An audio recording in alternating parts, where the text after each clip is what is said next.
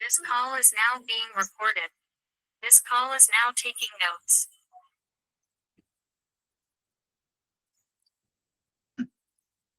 Hello, ഞാൻ audible ആണോ? Audible ആണെന്നുണ്ടെങ്കിൽ ഒന്ന് ടെക്സ്റ്റ് ചെയ്യാവോ, അല്ലെങ്കിൽ ഒന്ന് പറയാവോ?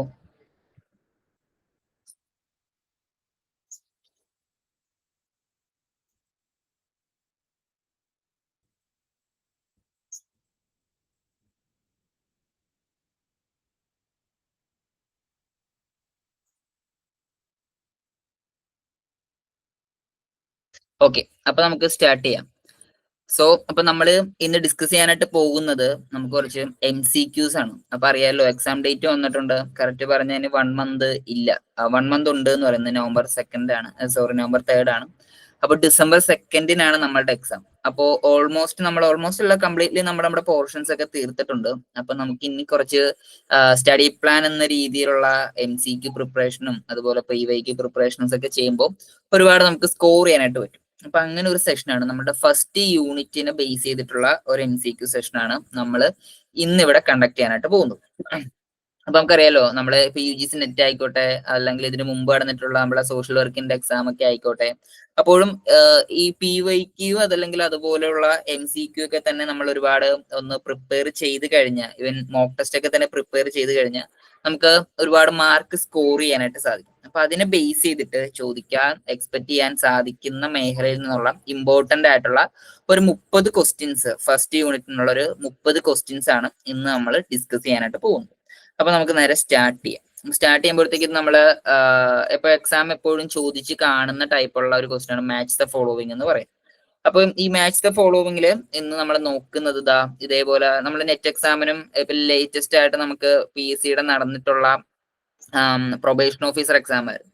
അപ്പൊ അതിനും നമ്മൾ ഇങ്ങനത്തെ കുറച്ച് ക്വസ്റ്റ്യൻസ് ഈ ഒരു പാറ്റേണിൽ നമ്മൾ കണ്ടിട്ടുണ്ട്. അപ്പൊ ഇതാണ് ആദ്യത്തെ തന്നെ നമ്മൾ എല്ലാ എക്സാമിനും നമുക്ക് നന്നായിട്ട് എക്സ്പെക്ട് ചെയ്യാൻ സാധിക്കുന്ന ഒരു പാർട്ടാണ് വന്നിട്ടുള്ളത്. ഇത് കാണുന്നത് നമ്മുടെ എലിസബത്തി പൂവർലോ ആണ്. അപ്പൊ എലിസബത്തിൻ പൂവർലോ എത്രത്തോളം ഇമ്പോർട്ടന്റ് ആണ് നമുക്ക് എല്ലാവർക്കും അറിയാവുന്നതാണ്. നമ്മൾ MSW പഠിക്കുമ്പോൾ, ഹിസ്റ്ററി സോഷ്യൽ വർക്ക് പഠിക്കുമ്പോൾ നമ്മൾ പറയുന്ന ഒന്നാണ് എലിസബത്തിൻ പൂവർലോ എന്ന് പറയുന്നത്, 1601 എലിസബത്തിൻ പൂർ. അപ്പൊ അത് പ്രകാരമുള്ള ഒരു ക്വസ്റ്റ്യൻ ആണ് ഇവിടെ ഇന്ന് കണക്കാക്കിയിരിക്കുന്നത്, ഇന്നത്തെ ഈ ഒരു ലൈവിൽ നമ്മൾ ഡിസ്കസ് ചെയ്യാനായിട്ട് പോകുന്നു. അപ്പോൾ ഇതിനകത്ത് ഫസ്റ്റ് ഈ കാണുന്നത് മാച്ച് ദ ഫോളോവിങ് എന്നൊരു പാർട്ടാണ് നോക്കുന്നത്. ഇതെന്താണെന്ന് പറഞ്ഞു തരാം. നമുക്കറിയാം എലിസബത്തിയൻ പ്യൂർ ലോ 1601 പുവേഴ്സിനെയൊക്കെ തന്നെ കുറച്ച് രീതിയിൽ അതിന്റെ ഒരു ക്യാരക്ടറിസ്റ്റിക്സിന്റെ ഒക്കെ അടിസ്ഥാനത്തിൽ കാറ്റഗറൈസ് ചെയ്തിട്ടുണ്ടായിരുന്നു. ആ കാറ്റഗറൈസേഷൻസിനെയാണ് നമ്മൾ ഇവിടെ കാണുന്നത്. അത് ഇപ്പൊ നമുക്ക് important poor, ideal poor, able ബോഡിയുടെ പ്യൂറും ഇങ്ങനെയാണ് മെയിൻ ആയിട്ടും പ്യൂറിനെ കാറ്റഗറൈസ് ചെയ്തിരുന്നത്. അപ്പൊ ആ കാറ്റഗറി വരുന്നത് ഏത് മേഖലയിലാണ്, മാച്ച് ദ ഫോളോവിങ് എന്ന രീതിയിലാണ് ഇന്നത്തെ ഒരു ക്വസ്റ്റ്യൻ. 6 ഓപ്ഷൻ കൊടുത്തിട്ടുണ്ട്. അപ്പൊ ഒന്നാമതെന്ന് പറയുന്നതും ഫസ്റ്റ് എലിസബത്തിയൻ പൂവർലോ കണക്കാക്കിയിട്ടുള്ളത് poor work in work house.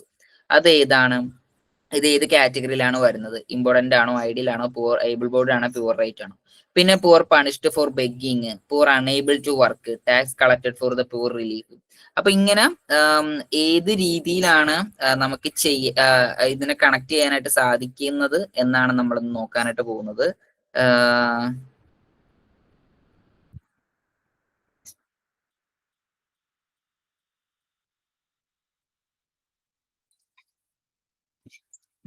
അപ്പൊ ഇന്ന് ഇതാണ് ഇപ്പൊ ഓപ്ഷൻ. അപ്പൊ നിങ്ങൾക്ക് ഈ ഓപ്ഷനിനകത്തുനിന്ന് ഐഡിയ ഉണ്ടോ എന്നുണ്ടെങ്കിൽ, നിങ്ങൾക്ക് തന്നെ കളക്ട് ചെയ്യാനായിട്ട് കണക്ട് ചെയ്യാൻ സാധിക്കുന്നുണ്ടെങ്കിൽ ചാറ്റ് ബോക്സിൽ പറയാവുന്നതാണ് എങ്ങനെയാണ് ഇത് ചെയ്യാൻ സാധിക്കുന്നത്. നമുക്ക് ഒരുപാട് ടൈം വേസ്റ്റ് ചെയ്യാനായിട്ട് കാണില്ല. അക്കാര്യം നമുക്കറിയാലോ, 30 ക്വസ്റ്റ്യൻസ് നമുക്ക് ലിമിറ്റഡ് ടൈമിൽ തീർക്കേണ്ടതാണ്.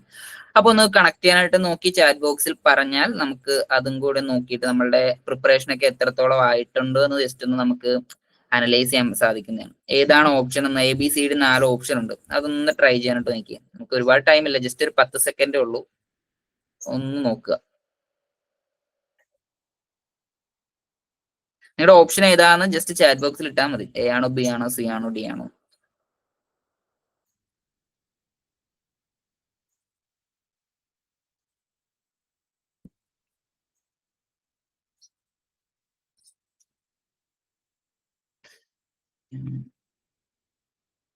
ഓക്കെ, നിങ്ങൾ ആലോചിക്കായിരിക്കും. നമുക്ക് ഒരുപാട് ടൈം നമുക്ക് വേസ്റ്റ് ചെയ്യാനല്ല. എന്തായാലും നമുക്ക് ആൻസറിലോട്ട് പോകും. അപ്പൊ ആൻസർ എന്ന് പറയുമ്പോഴത്തേക്കും എന്താ ഇങ്ങനെയാണ് ഫസ്റ്റ് ആൻസർ ആയിട്ട് വരുന്നത്. എക്സ്പ്ലനേഷൻ ആയിട്ട് വരുമ്പോൾ പുവർ വർക്ക് പുവർ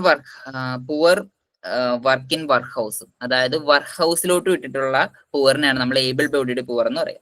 അപ്പൊ ഏബിൾ ബോഡിഡ് പുവർ എന്താന്ന് വെച്ച് കഴിഞ്ഞാൽ നമുക്കറിയാം അന്നത്തെ ഒരു കാറ്റഗറി, ആ ഒരു കാലഘട്ടത്തിൽ വെൽഫെയർ ഒരുപാട് പേർക്ക് സ്റ്റേറ്റ് പ്രൊവൈഡ് ചെയ്തിരുന്നു. UK ബേസ്ഡ് ആയിട്ട് അവർ വെൽഫെയർ സ്റ്റേറ്റിന്റെ അണ്ടറിലായിരുന്നില്ല, ചർച്ചിന്റെ അണ്ടറിലായിരുന്നു വെൽഫെയർ പ്രൊവൈഡ് ചെയ്തുകൊണ്ടിരുന്നത്. പക്ഷെ വെൽഫെയർ പ്രൊവൈഡ് ചെയ്തിരുന്നപ്പോഴത്തേക്കും ഇന്നെലിജിബിൾ ആയിട്ടുള്ള ഒരുപാട് ആളുകൾക്ക് ആ വെൽഫെയർ അവരതൊക്കെ തന്നെ കൈക്കലാക്കിക്കൊണ്ട്. അപ്പൊ അതുകൊണ്ടാണ് പോവർട്ടി, ഇതേപോലുള്ള പൂവേഴ്സ്, അവരുടെ പ്രോബ്ലങ്ങളും അതുപോലെ വർദ്ധിച്ചുകൊണ്ടിരുന്നു. അപ്പൊ ആ ഒരു കാറ്റഗറിയിൽ അല്ലെങ്കിൽ ആ ഒരു സെനാരിയോയിലാണ് എലിസബത്തിയൻ ബ്യൂറോ 1601 ഇതുപോലെ പൂവേഴ്സിനെ 4ആയിട്ട് കാറ്റഗറി ചെയ്തിട്ടുള്ളത്. അതിൽ ഒന്നാമത്തേത് എന്ന് പറയുമ്പോഴത്തേക്ക് നമുക്ക് ഇവിടെ നോക്കാം ഏബിൾ ബോഡിഡ് പൂവർ എന്താന്ന് നോക്കാം. ഏബിൾ ബോഡിഡ് പൂവർ എന്ന് പറയുന്നത് this wear people capable of working but unemployed.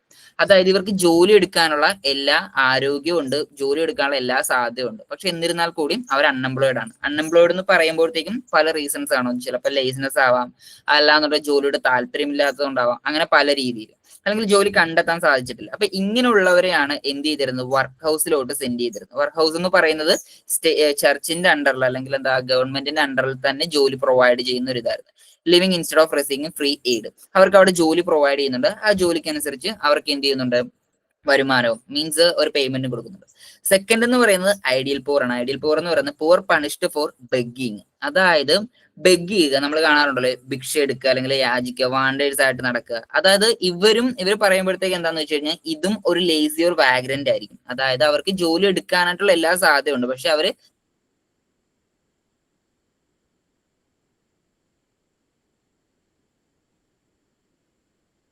തയ്യാറല്ല.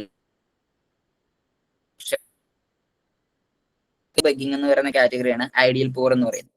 നെക്സ്റ്റ് പറയുന്നത് ഇമ്പോർട്ടന്റ് പൂർ ആണ്. ഇമ്പോർട്ടന്റ് പൂർ എന്ന് പറയുന്നത് പൂർ അൺഏബിൾ ടു വർക്ക്, അതായത് ഇവരാണ് റിയൽ ആയിട്ടുള്ള പൂർ എന്ന് പറയുന്നത്. അതായത് ഓൾഡ് ഏജ് ആയിട്ടുള്ളവരും, സിക്ക് ആയിട്ടുള്ളവര്, ഡിസേബിൾഡ് ആയിട്ടുള്ളവര്, ചിലപ്പോൾ മെന്റലി അൺഫിറ്റ് ആയിട്ടുള്ളവര്, ഇങ്ങനെ ഏതെങ്കിലുമൊക്കെ മെന്റൽ പ്രോബ്ലം ഉള്ളവര്, ഫിസിക്കലി അവർ ജോലി എടുക്കാനായിട്ട് കേപ്പബിൾ അല്ല, അവർക്കാണ് യഥാർത്ഥത്തിൽ എന്ത് വേണ്ടത്, റിയൽ ആയിട്ടുള്ള സർവീസുകൾ വേണ്ടത്. അപ്പൊ അങ്ങനെയുള്ള കാറ്റഗറിയിലുള്ള വ്യക്തികളെയായിരുന്നു നമ്മൾ ഇമ്പോർട്ടന്റ് പൂർ എന്ന് പറയുന്നത്. അപ്പൊ ഈ ഒരു പൂവേഴ്സിന് എല്ലാവർക്കും വേണ്ടിയിട്ട്, അപ്പൊ ഇതാണ് 3 കാറ്റഗറിയുള്ള പൂർ എന്ന് പറയുന്നത്. അപ്പൊ മനസ്സിലാക്കണം വിചാരിക്കുന്നു. പിന്നെ ഇവർക്ക് വേണ്ടിയിട്ട്, അതായത് ഈ ഒരു ടാക്സ് കളക്ടഡ് ഫോർ പൂർ ലൈഫ്, പൂർ റേറ്റ് എന്ന് പറയുന്നത് എന്താണെന്ന് വെച്ച് കഴിഞ്ഞാൽ ലോക്കലി ടാക്സ് കളക്ട് ചെയ്തിരുന്നു. അതായത് റിച്ച് ആയിട്ടുള്ളവർ, സമ്പന്നരായിട്ടുള്ളവരിൽ നിന്ന് എന്ത് ചെയ്യുന്നുണ്ട്, പാരിഷിന്റെ നേതൃത്വത്തിൽ, പാരിഷ് പ്രീസ്റ്റിന്റെയോ അല്ലെങ്കിൽ ചർച്ചിന്റെയോ നേതൃത്വത്തിൽ എന്ത് ചെയ്യും, നമ്മൾ ഈ കളക്ട് ചെയ്യുന്നു. ഇപ്പൊ നമ്മൾ ഫണ്ട് മൊബിലൈസ് ചെയ്യുന്നത് പോലെ തന്നെ സമ്പന്നരായിട്ടുള്ള വിഭാഗക്കാരിൽ നിന്ന് ഇവരെ സപ്പോർട്ട് ചെയ്യുന്നതിന് വേണ്ടിയിട്ടും ഒരു നിശ്ചിത എമൗണ്ട് ടാക്സ് ആയിട്ട് കളക്ട് ചെയ്തിരുന്നു. അതിനാണ് നമ്മൾ പൂർ റേറ്റ് എന്ന് പറയുന്നത്. അപ്പൊ ഇതാണ് മാച്ച് ദ ഫോളോവിംഗിൽ ആദ്യത്തെ എന്ന് പറയുന്നത്. ഇതൊരു എന്താ പറയുക, ഒരു ഓർഗനൈസ്ഡ് ആയിട്ടുള്ള ഒരു സിസ്റ്റം, ഒരു ടാക്സേഷൻ. ഇംഗ്ലണ്ടിലെ ഒരു ഫസ്റ്റ് ടാക്സേഷൻ ആയിരുന്നു ഈ പൂർ റേറ്റ് എന്ന് പറയുക. നമ്മളിപ്പോ കാണുന്ന മോഡേൺ ടാക്സ് റേറ്റ് കാണാറുണ്ടല്ലോ, അതുപോലെ തന്നെ വെൽ ഓർഗനൈസ്ഡ് ആയിട്ടുള്ള ഒരു ബിഗിനിങ്ങിനെ ആയിരുന്നു നമ്മൾ പൂർ റേറ്റ് എന്ന് പറയും. അപ്പൊ ഇത്രയുമാണ് നമ്മുടെ മാച്ച് ദ ഫോളോവിംഗ് കാറ്റഗറിയിൽ നമുക്കുള്ളത്. നമുക്ക് ഒന്നാമത് നോക്കാനായിട്ടുള്ളത് ഫസ്റ്റ് ക്വസ്റ്റ്യൻ NASW ആണ്. അപ്പൊ നമുക്ക് ഇത്തവണ നമുക്ക് പഠിക്കാനായിട്ടുള്ള പുതിയ സിലബസ് പ്രകാരം നമുക്ക് പഠിക്കാനായിട്ടുള്ളത് NASW national association of social വർക്കിനെ കുറിച്ചിട്ടാണ്. അപ്പോൾ NASW എന്നാണ് എസ്റ്റാബ്ലിഷ്ഡ് ആയിട്ടുള്ളത് എന്നാണ് ക്വസ്റ്റ്യൻ. ഒരുപാട് തവണ എപ്പോഴും റിപ്പീറ്റ് ആയിട്ട് വരുന്ന ഒരു ക്വസ്റ്റ്യൻ ആണ് NASW സംബന്ധിച്ചിടത്തോളം. PSC ആണെന്നുണ്ടെങ്കിൽ നമുക്ക് നന്നായിട്ട് പ്രതീക്ഷിക്കാം NASW പറയുന്നത് കൊണ്ട് തന്നെ. അപ്പോൾ ഏതെങ്കിലും ഐഡിയ ഉണ്ടെന്നുണ്ടെങ്കിൽ നിങ്ങൾക്ക് പറയാവുന്നതാണ്. NASW എസ്റ്റാബ്ലിഷ്ഡ് ആയിട്ടുള്ള ഇയർ ഏതാണ്? 45 ആണോ, 55 ആണോ, 60 ആണോ, 70 ആണോ? ജസ്റ്റ് വീണ്ടും നിങ്ങൾക്ക് 10 സെക്കൻഡ് ആണുള്ളത്. ഇതൊക്കെ നമ്മൾ ഓൾറെഡി നോട്ട് കവർ ചെയ്തിട്ടുള്ളതാണ്. നിങ്ങൾ ഫ്രീ ആയിട്ട് നിങ്ങൾ ഏത് ഓപ്ഷൻ വേണമെങ്കിലും നിങ്ങൾക്ക് ചൂസ് ചെയ്യാം. ജസ്റ്റ് നമ്മളൊരു ലൈവ് സെഷനിൽ നമ്മൾ എത്രത്തോളം തെറ്റിപ്പോകുന്ന പേടിയൊന്നും വേണ്ട, ധൈര്യമായിട്ട് നിങ്ങൾക്ക് ഓപ്ഷൻസ് യൂസ് ചെയ്യാവുന്നതാണ്.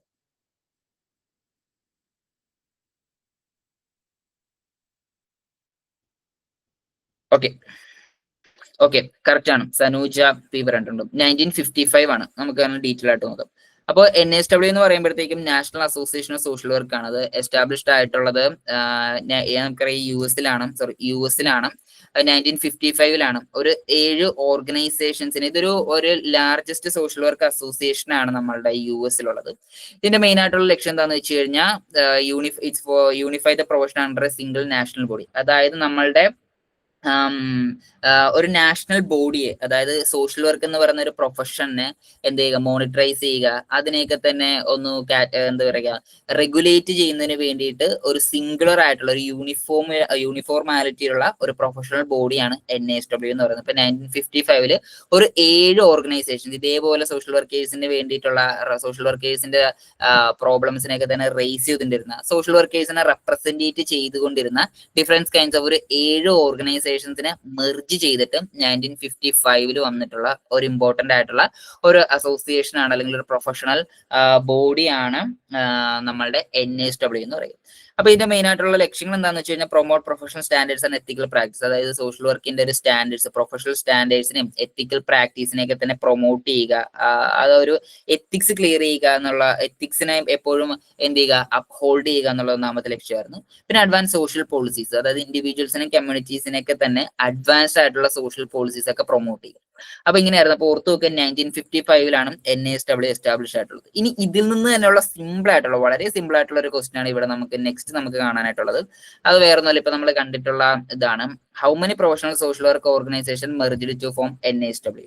സിമ്പിൾ ആണ്, നമ്മൾ നേരത്തെ ഡിസ്കസ് ചെയ്തതാണ്, ഇപ്പൊ നമ്മൾ പറഞ്ഞു പോയിട്ടേ ഉള്ളൂ. ഇതും നമുക്ക് ക്വസ്റ്റ്യൻ ആയിട്ട് ഇന്നേ ഇങ്ങനെ ഒരു ക്വസ്റ്റ്യൻ ചോദിച്ചിട്ടില്ല, പക്ഷെ ചോദിക്കാനുള്ള സാധ്യത ഉണ്ടാവും. അപ്പൊ എത്ര ഒരു സോഷ്യൽ വർക്ക് ഓർഗനൈസേഷൻസ്, എത്ര എന്താ ഓർഗനൈസേഷൻസിനെയൊക്കെ മെർജ് ചെയ്തിട്ടാണ്, ഡിഫറൻസ് കൈൻഡ്സ് ഓഫ് എത്ര ചെറിയ ചെറിയ ഓർഗനൈസേഷൻസിനെ മെർജ് ചെയ്തിട്ടാണ് ഒരു വലിയൊരു ലാർജസ്റ്റ് പ്രൊഫഷണൽ സോഷ്യൽ ബോഡി ആയിട്ട് പിൽക്കാലത്ത് മാറിയെന്നാണ് ക്വസ്റ്റ്യൻ.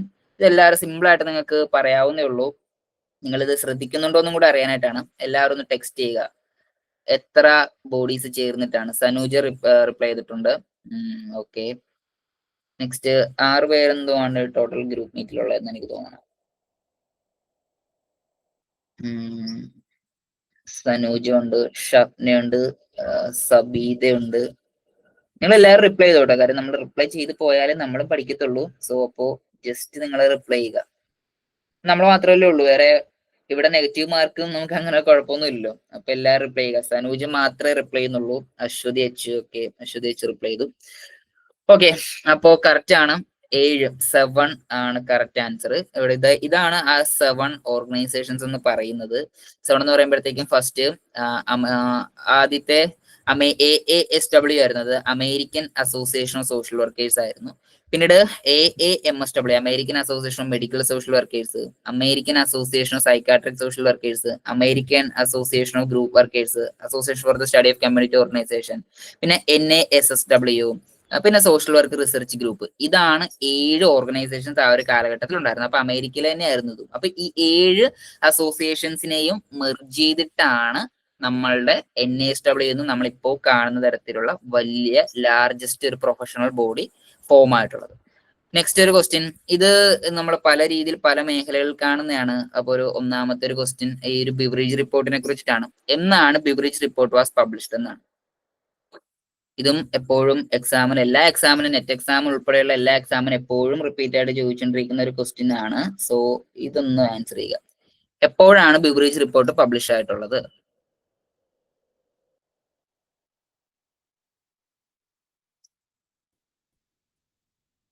ബി 1942 പറഞ്ഞു, സനോജ് പറഞ്ഞു.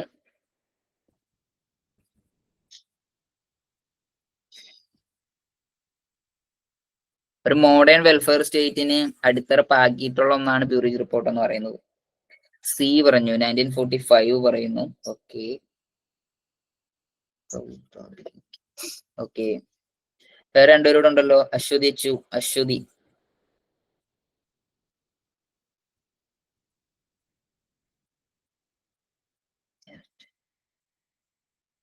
ഓക്കെ ഓക്കെ, അപ്പൊ നമുക്ക് 2 ആൻസർ വന്നിട്ടുണ്ട്. 1942 വന്നിട്ടുണ്ട്, 1950 വന്നിട്ടുണ്ട്, 1945 വന്നിട്ടുണ്ട്. ഏതാണ് ആൻസർ നോക്കാം. സോ ആൻസർ എന്ന് പറയുന്നത് 1942 ആണ്. 1942 എന്ന് പറയുമ്പോഴത്തേക്കും ഫസ്റ്റ് സർ വില്യം ബിവറേജ് ആണ് UK ബിവറേജ് റിപ്പോർട്ട് ആദ്യമായിട്ട് പബ്ലിഷ് ചെയ്തിട്ടുള്ളത്. അപ്പോ ഒരു UK ഒരു മോഡേൺ വെൽഫെയർ സ്റ്റേറ്റ് എന്ന രീതിയിൽ ഒരു ഫൗണ്ടേഷൻ ആവുന്നതിന് വേണ്ടിയിട്ടുള്ള ഒരു ലാൻഡ്മാർക്ക് ഡോക്യുമെന്റ് ആണ് നമ്മുടെ ബിവറേജ് റിപ്പോർട്ട് എന്ന് പറയുന്നത്. അതായത് സർ വില്യം ബിവറേജ് എന്ന് പറയുന്ന ആ ഒരു വ്യക്തി social insurance and allied service എന്നാണ് ആ ഒരു ബുക്കിന്റെ ഒഫീഷ്യൽ ടൈറ്റിൽ ആയിട്ടുള്ളത്. അതായത് ഈ ഒരു കാലഘട്ടത്തിൽ ഇപ്പൊ 1942 ഒക്കെ എത്തുമ്പോഴത്തേക്ക് നമുക്കറിയാം നമുക്കും വളരെ ഇമ്പോർട്ടന്റ് ആയിട്ടുള്ള ഒരു കാലഘട്ടമാണ്. അതായത് സെക്കൻഡ് വേൾഡ് വാറിന് ശേഷമുള്ള ഒരു കാലഘട്ടമാണ്. അപ്പൊ ആ ഒരു കാലഘട്ടത്തിൽ എന്താ സംഭവിച്ചു? UK ലോകം മൊത്തത്തിലുള്ള സമ്പദ് വ്യവസ്ഥയൊക്കെ തന്നെ തകർന്ന് തരിപ്പണമായിരിക്കുകയായിരുന്നു. വെൽഫെയർ എന്ന് പറയുന്നത് നീഡഡ് ആയിട്ടുള്ള ഒരു കാര്യമായിരുന്നു. അപ്പൊ ആ ഒരു മേഖലയിലും UK ബേസ് ചെയ്തിട്ട് എങ്ങനെ വെൽഫെയർ കൊണ്ടുവരണം, അല്ലെങ്കിൽ വെൽഫെയറിന്റെ ഒരു പ്ലാനിങ് എങ്ങനെ ആയിരിക്കണം എന്നൊരു കാര്യം തീരുമാനിക്കുന്നതിന് വേണ്ടിയിട്ട്, ആ ഒരു സ്റ്റഡി ചെയ്ത് ഒരു പ്ലാൻ ഓഫ് ആക്ഷൻ കൊണ്ടുവരുന്നതിന് വേണ്ടിയിട്ട് വില്യം ബിബ്രിഡ്ജിനെയാണ് അപ്പോയിന്റ് ചെയ്തിട്ടുള്ളത്. അതായത് ഒരു എക്കണോമിസ്റ്റ് കം ഒരു സോഷ്യൽ പോളിസി മേക്കർ ഒക്കെ തന്നെയായിരുന്നു. അപ്പൊ അദ്ദേഹം ആ ഒരു കാലഘട്ടത്തിൽ എന്ത് ചെയ്തു? UK അവസ്ഥയൊക്കെ തന്നെ നല്ല രീതിയിൽ പഠിച്ചതിന് ശേഷം അദ്ദേഹം സപ്പോർട്ട് ചെയ്ത, അല്ലെങ്കിൽ അദ്ദേഹം സബ്മിറ്റ് ചെയ്തിട്ടുള്ള ആ ഒരു റിപ്പോർട്ടിന്റെ ഒഫീഷ്യൽ ടൈറ്റിൽ എന്ന് പറയുന്നത്, ആ റിപ്പോർട്ടിന്റെ പേരെന്ന് പറയുന്നത് social insurance and allied service എന്നായിരുന്നു. അപ്പൊ പലതവണ ചോദിച്ചിട്ടുള്ളതാണ് ബിബ്രിഡ്ജ് റിപ്പോർട്ടിന്റെ യഥാർത്ഥ പേരെന്തായിരുന്നു. അപ്പൊ ഒഫീഷ്യൽ അത് ടൈറ്റിൽ ആയിട്ടുള്ള social insurance and allied service എന്നായിരുന്നു. എന്നിരുന്നാൽ കൂടി അത് അറിയപ്പെടുന്നത് അതിന്റെ ഓതറായിട്ടുള്ള സർ വില്യം ബിബ്രിഡ്ജിനെ കുറിച്ചിട്ടാണ്. ഇതിൽ അദ്ദേഹം 5 GN ഇവിൽസ്, അതായത് വെൽഫെയറിന് തടസ്സമായിട്ട് നിൽക്കുന്ന 5 ദുരിതങ്ങളെന്നോ അല്ലെങ്കിൽ എന്താ പറയുക ഒരു ജിയാൻ ഇവിൽസ് എന്ന് പറയുന്ന കാര്യങ്ങളെ അദ്ദേഹം കണ്ടെത്തിയിട്ടുണ്ട്. അതാണ് want, disease, ignorance, colon, idleness എന്ന് പറയുന്നത്. അപ്പൊ ഈ 5 കാര്യങ്ങളാണ് പ്രധാനമായിട്ടും നമ്മൾ അഡ്രസ്സ് ചെയ്യേണ്ടത്. ഈ 5 കാര്യങ്ങൾ അഡ്രസ്സ് ചെയ്താൽ നിലവിലുള്ള UK ഒരു അവസ്ഥയ്ക്ക് എന്താ ഒരു വെൽഫെയർ, അല്ലെങ്കിൽ ഒരു വെൽഫെയറിലേക്ക് നയിക്കാൻ പറ്റുന്ന രീതിയിലുള്ള ഒരു അവസ്ഥ, അല്ലെങ്കിൽ എന്താ പറയുക ഒരു സാധ്യത ഉണ്ട് എന്നാണ് അദ്ദേഹം പറഞ്ഞിരുന്നത്. ഇദ്ദേഹമാണ് സോഷ്യൽ ഇൻഷുറൻസ്, ഇപ്പൊ നമുക്കറിയാം നമ്മളെല്ലാവരും ഇൻഷുറൻസ് സ്കീമിലോട്ട് കൂടെ കടന്നു പോകുന്നു. അപ്പൊ ഒരു സോഷ്യൽ ഇൻഷുറൻസ് എന്ന രീതിയിൽ, കാരണം ആ ഒരു ടൈമിൽ ഡിസീസ് എന്നൊക്കെ പറയുന്നത് ഭയങ്കരമായിട്ട് ഹൈലി സ്പ്രെഡ് ആയിക്കൊണ്ടിരിക്കുന്ന അവസ്ഥയായിരുന്നു. അപ്പൊ ഹെൽത്ത് സർവീസിനെയൊക്കെ ഒന്ന് ബൂസ്റ്റ് ചെയ്യുക, അതോടൊപ്പം തന്നെ അൺഎംപ്ലോയ്മെന്റ്സിനെയൊക്കെ തന്നെ ഒന്ന് കവർ ചെയ്യുക, ഫാമിലി അലവൻസ് പ്രൊവൈഡ് ചെയ്യുക, ഈ ഒരു കാര്യങ്ങൾക്കെല്ലാം വേണ്ടിയിട്ട് തന്നെ അദ്ദേഹം റെക്കമെൻഡ് ചെയ്തിട്ടുള്ള പ്രധാനപ്പെട്ട ഒരു കാര്യമാണ് സോഷ്യൽ ഇൻഷുറൻസ് സ്കീം. അതായത് ഗ്ലോബലി ആയിട്ടുള്ള സോഷ്യലി UK എല്ലാവർക്കും ഒരു സോഷ്യൽ ഇൻഷുറൻസ് പ്രൊവൈഡ് ചെയ്യുക, പിന്നെ ഫാമിലി അലവൻസ് പ്രൊവൈഡ് ചെയ്യുക, നാഷണൽ ഹെൽത്ത് സർവീസിനെ ഒന്ന് ബൂസ്റ്റ് ചെയ്യുക, പിന്നെ അൺഎംപ്ലോയ്മെന്റ് ബെനിഫിറ്റ്സ്, അതായത് എംപ്ലോയിഡ് ഇല്ലാത്തവർക്ക്, അല്ലെങ്കിൽ എന്താ ജോലി ഇല്ലാത്തവർക്ക്, അൺഎംപ്ലോയിഡ് ആയിട്ട് നിൽക്കുന്നവർക്ക് അതിനുള്ള ബെനിഫിറ്റ്സ് പ്രൊവൈഡ് ചെയ്യുക. ഈ ഇത്രയും കാര്യങ്ങളൊക്കെ അഡ്രസ് ചെയ്യുന്ന രീതിയിലുള്ള ഒരു റിപ്പോർട്ട് ആയതുകൊണ്ട് തന്നെയാണ് അതിന്റെ ഒരു വെൽഫെയറിന്റെ ഒരു ലാൻഡ്മാർക്ക് എന്ന രീതിയിൽ അറിയപ്പെടുന്നത്. ഈ ഒരു റിപ്പോർട്ടിനെ ഫോളോ അപ്പ് ചെയ്തുകൊണ്ടാണ് പിൽക്കാലത്ത് US ബാക്കിയുള്ള മേഖലകളിലൊക്കെ തന്നെ ഒരു വെൽഫെയർ എന്ന കോൺസെപ്റ്റ് വന്നിട്ടുള്ളത്. അപ്പൊ ഓർത്ത് നോക്കുക, 1942 ആണ് നമ്മുടെ ബിബ്രിഡ്ജ് റിപ്പോർട്ട് പബ്ലിഷ് ആയിട്ടുള്ളത്. അതിന്റെ ടൈറ്റിൽ എന്ന് പറയുന്നത്, യഥാർത്ഥ റിയൽ നെയിം എന്ന് പറയുന്നത് social insurance and allied service എന്നായിരുന്നു. അതിൽ 5 പ്രോബ്ലത്തെയാണ് മെയിൻ ആയിട്ടും എടുത്ത് കാണിച്ചിട്ടുണ്ട്. ഇത്രയാണ് നമുക്ക് ബിബ്രിഡ്ജ് റിപ്പോർട്ടിനെ കുറിച്ചിട്ട് നമുക്ക് പഠിക്കാനായിട്ടുള്ളത്, നമുക്കൊന്ന് മനസ്സിലാക്കി വെക്കാനായിട്ടുള്ളത്. അടുത്ത നമുക്ക് നോക്കാനായിട്ടുള്ളത് ഇതും വളരെ വളരെ ഇമ്പോർട്ടന്റ് ആയിട്ടുള്ള ഒരു സംഭവമാണ്. COSനെ കുറിച്ചിട്ടാണ്. Charity organisation society in London. ഇത് പണ്ടൊരു തവണ ഇപ്പൊ നെറ്റ് എക്സാമിന്റെ ക്വസ്റ്റ്യൻസ് നിങ്ങൾ അനലൈസ് ചെയ്ത് കഴിഞ്ഞാൽ എപ്പോഴും റിപ്പീറ്റ് ആയിട്ട് ചോദിച്ചുകൊണ്ടിരുന്ന ഒരു ക്വസ്റ്റ്യൻ ആയിരുന്നു. അതോടൊപ്പം തന്നെ നമ്മളെ ലാസ്റ്റ് പ്രൊബേഷൻ ഓഫീസറിനും ചോദിച്ചൊരു ക്വസ്റ്റ്യൻ ആയിരുന്നു ചാരിറ്റി ഓർഗനൈസേഷൻ സൊസൈറ്റിനെ കുറിച്ചിട്ട്.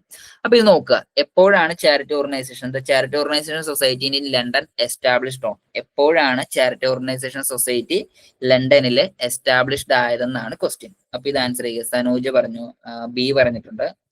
ഓക്കെ, ബാക്കിയുള്ളവര് ഡേറ്റ് അങ്ങോട്ട് നമുക്ക് ചിലപ്പോ മാറിപ്പോകാനുള്ള സാധ്യതയുണ്ട്. കാര്യം അമേരിക്കയിലും US എസ്റ്റാബ്ലിഷ് ആയിട്ടുള്ള ഡേറ്റ് ഇവിടെ വന്നിട്ടുണ്ട്. സോ ഓക്കെ, ബി പറഞ്ഞു, അശ്വതി ബി പറഞ്ഞു. ഓക്കെ, ഇപ്പൊ 2 പേര് ബി പറഞ്ഞിട്ടുണ്ട്.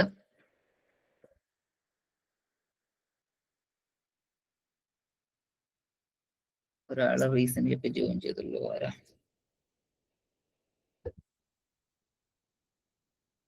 സബീദ, ഷബ്ന. ഓക്കെ, സി പറഞ്ഞു. ലിനു ജോയിൻ ചെയ്തിട്ടുണ്ട്. ലിനുവിന് പറയുന്നതാണ്, നമ്മുടെ ലൈവ് ഇന്ററാക്ഷനിലൂടെ പോയിക്കൊണ്ടിരിക്കുന്നത്. സോ ഇപ്പോ ക്വസ്റ്റ്യൻ ഇതാണ്, ചാരിറ്റി ഓർഗനൈസേഷൻ സൊസൈറ്റി ലണ്ടനിൽ എപ്പോഴാണ് എസ്റ്റാബ്ലിഷ്ഡ് ആയത്? അപ്പൊ 3 പേര് ആൻസർ ചെയ്തിട്ടുണ്ട്. ഓക്കെ, ഒരാള് സൗദാബി സി പറഞ്ഞു. ഓക്കെ,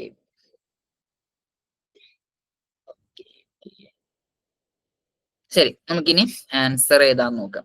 ആൻസർ എന്ന് പറയുന്നത് ഓപ്ഷൻ ബി ആണ്. 1869 ആണ്. അപ്പോ ലണ്ടനിലാണ് ഫസ്റ്റ് COS സ്ഥാപിതമാകുന്നത്. ചാരിറ്റി ഓർഗനൈസേഷൻ സൊസൈറ്റി എന്ന് പറയുമ്പോഴത്തേക്ക് നമുക്കറിയാം ഇത് ഒരു സോഷ്യൽ വർക്കിന്റെ ഒരു കേസ് വർക്ക് അതുപോലുള്ള കാര്യങ്ങളൊക്കെ തന്നെ ഒന്ന് എസ്റ്റാബ്ലിഷ്ഡ് ആവുന്ന ഒരു ടൈമാണ് സിഒസ് എന്ന് പറയുക. കാര്യം സോഷ്യൽ വർക്ക് ഒരു പ്രൊഫഷൻ എന്ന രീതിയിൽ ഒരു ഏർലിയർ ടൈമിൽ എസ്റ്റാബ്ലിഷ്ഡ് ആയിട്ട് വരുന്ന ഒരു പ്രോഗ്രാം. അതായത് ചാരിറ്റി ബേസ്ഡ് ആയിട്ടുണ്ടിരുന്ന അല്ലെങ്കിൽ സോഷ്യൽ വർക്ക് എന്ന് പറയുമ്പോൾ ഏർലിയർ ടൈംസ് ട്രഡീഷണൽ ടൈംസിൽ ചാരിറ്റി എന്നായിരുന്നു കണക്കാക്കിയിരുന്നത്. ചാരിറ്റി എന്നതിൽ നിന്നും ഒരു പ്രൊഫഷനിലോട്ടുള്ള ഒരു സ്റ്റെപ്പായിരുന്നു നമ്മുടെ സിഒസ് എസ്റ്റാബ്ലിഷ് ആയിട്ടുള്ളത്. ഇതിന്റെ മെയിൻ ആയിട്ടുള്ള ലക്ഷ്യം എന്താണെന്ന് വെച്ച് കഴിഞ്ഞാൽ 1869 മെയിൻ ആയിട്ടുള്ള ലക്ഷ്യമായിട്ട് പറയുന്നത് coordinate the charitable relief funds, reduce the duplication of the effort by various charitable groups. അതായത് ഈ ചാരിറ്റബിൾ റിലീഫ് അന്നത്തെ കാലഘട്ടത്തിൽ ഒരുപാട് ചാരിറ്റബിൾ റിലീഫ് ഈ ചർച്ചിന്റെ അണ്ടറിൽ ഒരുപാട് ചാരിറ്റബിൾ ഇൻസ്റ്റിറ്റ്യൂഷൻസ് ഒക്കെ തന്നെ വേരിയസ് ആയിട്ടുള്ള ചാരിറ്റബിൾ ഗ്രൂപ്പ്സ് ഒരുപാട് റിലീഫും ഒരുപാട് ചാരിറ്റബിൾ വർക്കും ചെയ്യുന്നുണ്ടായിരുന്നു. പക്ഷെ ഈ എഫോർട്ടൊക്കെ തന്നെ നല്ല രീതിയിൽ എന്തുകൊണ്ടാണ് റിസൾട്ട് ആയിട്ട് മാറുന്നില്ല. കാര്യം എന്താണെന്ന് വെച്ച് കഴിഞ്ഞാൽ ഡ്യൂപ്ലിക്കേഷൻസ് നടക്കുന്നുണ്ടായിരുന്നു. കാര്യം ഒരാൾക്ക് തന്നെ മൾട്ടിപ്പിൾ ആയിട്ടുള്ള ഗ്രൂപ്പ്സിന്റെ സപ്പോർട്ട് കിട്ടിക്കൊണ്ടിരുന്നു. ഇപ്പൊ പേഴ്സൺ എക്ക് തന്നെ ABC എന്ന ഗ്രൂപ്പിൽ നിന്ന് സപ്പോർട്ട് കിട്ടിക്കൊണ്ടേയിരുന്നു. അപ്പൊ എന്ത് സംഭവിക്കുന്നു, വേറെ 2 പേർക്ക് കിട്ടേണ്ട ആ ഒരു ഹെൽപ്പാണ് ഈ ഒരു വ്യക്തിക്ക് മാത്രമായിട്ട് കിട്ടിക്കൊണ്ടിരുന്നത്. അപ്പൊ അങ്ങനെയുള്ള കാര്യങ്ങളൊക്കെ വരുന്നതുകൊണ്ട് തന്നെ മൾട്ടിപ്ലിക്കേഷൻ ഈ ഡ്യൂപ്ലിക്കേഷൻസ് സംഭവിക്കുന്നതുകൊണ്ട് ഇതിനെയൊക്കെ തന്നെ ഒരു സിംഗുലർ ബോഡിയിലോട്ട് കൊണ്ടുവരാൻ, ഇതിനെയൊക്കെ തന്നെ എന്താ ഒരു സിംഗിൾ ബോഡിയിൽ മോണിറ്റർ ചെയ്യുന്നതിന് വേണ്ടിയിട്ടാണ് 1869 സിഇഒസ് സ്ഥാപിച്ചിട്ടുള്ളത്. അതുകൊണ്ടാണ് നമ്മളിത് ഇവിടെ കാണുന്നത്. ഇപ്പൊ കേസ് വർക്കും അതായത് ത്രൂ ഇൻവെസ്റ്റിഗേഷൻസ്, ഇവിടെയാണ് ഒരു കേസ് വർക്കിന്റെ മോഡേൺ കേസ് വർക്ക് അല്ല, നമ്മളൊരു ഏർലിയർ ആയിട്ടുള്ള ഒരു ട്രഡീഷണൽ ഫോം ഓഫ് കേസ് വർക്കിന്റെ ഒരു ഫസ്റ്റ് ഫോം ഒക്കെ ആരംഭിക്കുന്നത്. കാര്യം ഇവരെന്താ സംഭവിച്ചെന്ന് വെച്ച് കഴിഞ്ഞാൽ ഇതിനകത്ത് ഒരുപാട് പേര് അപ്പോയിന്റ് ചെയ്യുന്നുണ്ടായിരുന്നു. അതായത് വീട്ടിൽ പോയിട്ട് അവരെ നമ്മൾ പല പേരുകളിലൊക്കെ വിളിക്കുന്നുണ്ടായിരുന്നു. അവർ നമ്മളെന്താ ഫ്രണ്ട്ലി വിസിറ്റേഴ്സ് എന്നൊക്കെ ആയിരുന്നു അറിയപ്പെട്ടിട്ടുണ്ടായിരുന്നത്. അവരെന്ത് ചെയ്യും, ഇപ്പൊ ദരിദ്രരായിട്ടുള്ളവർ അതല്ലാന്നുണ്ടെങ്കിൽ ഇപ്പൊ ബെഡ് റിഡേൺ ആയിട്ടുള്ള ആളുകളുടെ വീട്ടിൽ പോയിട്ടും അവരോട് എന്ത് സംഭവിക്കുന്നുണ്ടോ, അവരുടെ ആവശ്യം എന്താണ്, അവരുടെ പ്രോബ്ലം എന്താണെന്ന് മനസ്സിലാക്കാനായിട്ട് ഒരു ഡോക്യുമെന്റേഷൻ ചെയ്യുന്നുണ്ടായിരുന്നു. നമ്മളിപ്പോ മോഡേൺ കേസ് വർക്ക് ചെയ്യുന്നത് പോലെ തന്നെ അവരോട് സംസാരിച്ച് അവരുടെ ഒരു പ്രശ്നം എന്താണെന്ന് മനസ്സിലാക്കിയിരുന്നു. ആ മനസ്സിലാക്കിയതിനു ശേഷമായിരുന്നു പിന്നീട് എന്ത് ചെയ്തുകൊണ്ടിരുന്നത്, ഈ സർവീസ് പ്രൊവൈഡ് ചെയ്തുകൊണ്ടിരുന്നത്. അപ്പൊ അതാ ഞാൻ പറഞ്ഞത്, ഒരു മോഡേൺ കേസ് വർക്കിന്റെ ഒരു ഏർലിയസ്റ്റ് ഫോം ആയിരുന്നു നമ്മൾ ആ ഒരു കാലഘട്ടത്തിൽ കണ്ടുകൊണ്ടിരുന്നത്. അപ്പൊ ഓർത്ത് നോക്കുക, ഫസ്റ്റ് ചാരിറ്റി ഓർഗനൈസേഷൻ സൊസൈറ്റി UK-യിലാണ് അത് എസ്റ്റാബ്ലിഷ് ആയിട്ടുള്ളത് 1869. അതിനുശേഷം ഈ ഒരു മോഡല് സക്സസ് ആണ്. ഈ ഒരു മോഡൽ കൊണ്ട് ഒരു പുവറിന്റെ റേറ്റ് ഒക്കെ തന്നെ വളരെ രീതിയിൽ കുറക്കാനായിട്ട് സാധിക്കുന്നു, വെൽഫെയർ കൊണ്ടുവരാൻ സാധിക്കുന്നു എന്ന് മനസ്സിലാക്കിയതിനു ശേഷം US എന്ത് ചെയ്തു, ഈ COS എന്ന അതേ ഫോർമാറ്റ് അവരും അഡോപ്റ്റ് ചെയ്തു. അവർ അഡോപ്റ്റ് ചെയ്ത് 1877-ലാണ്. അപ്പൊ US ഒരു ചാരിറ്റി ഓർഗനൈസേഷൻ സൊസൈറ്റി 1877 ബഫലോയിലാണ് എസ്റ്റാബ്ലിഷ്ഡ് ആവുന്നത്. അപ്പൊ ഓർത്ത് നോക്കുക, ഫസ്റ്റ് UK-യിൽ 1869 1877 US ബഫലോയിലാണ് സെക്കൻഡ് ചാരിറ്റി ഓർഗനൈസേഷൻ വന്നിട്ടുള്ളത്. ഓക്കെ, ഇനി അടുത്തൊരു ക്വസ്റ്റ്യൻ എന്ന് പറയുന്നത് the belief that every individual has the potential for self-direction and constructive change is more closely linked to. ഇതൊരു ഫിലോസഫിക്കൽ അപ്രോച്ച് ആണ്. അതായത് നമുക്കറിയാലോ, നമുക്ക് സോഷ്യൽ വർക്കിൽ ഒരുപാട് ഫിലോസഫിക്കൽ അപ്രോച്ച് പഠിക്കാനുണ്ട്. ഈ എല്ലാ ഫിലോസഫിക്കൽ അപ്രോച്ച് ഓൾറെഡി നമ്മൾ കണക്കാക്കിയിട്ടുള്ളതാണ്. നമ്മൾ ചോദിക്കുന്ന ഇത്രേ ഉള്ളൂ, അതായത് the belief that every individual has the potential for self-direction and constructive change. അതായത് ഒരു ഫിലോസഫി പറയുന്ന എല്ലാ വ്യക്തികൾക്കും അവരുടേതായിട്ടുള്ള കപ്പാസിറ്റി ഉണ്ട്, അല്ലെങ്കിൽ അവരുടേതായിട്ടുള്ള ഒരു പൊട്ടൻഷ്യൽ ഉണ്ട്, അവരുടെ പ്രോബ്ലംസ് ഒക്കെ തന്നെ സെൽഫ് ഡിറക്റ്റീവ് ആയിട്ട് മുമ്പോട്ടേക്ക് പോകാനായിട്ട്. ഈ ഒരു ഫിലോസഫി താഴെ പറയുന്നതിൽ ഏതാണെന്നാണ് ക്വസ്റ്റ്യൻ. റാഡിക്കലിസം ആണോ, എക്സിസ്റ്റൻഷ്യൽ ഫിലോസഫി ആണോ, ഓതറിറ്റേറിയനിസം ആണോ, ബിഹേവിയർ മോഡിഫിക്കേഷൻ ആണോ? നിങ്ങൾക്ക് കമന്റ് ചെയ്യാം. ഓക്കെ, സനൂജ് പറഞ്ഞു എക്സിസ്റ്റൻഷ്യൽ ഫിലോസഫി എന്ന് 2 പേര് പറഞ്ഞു. ഓക്കെ,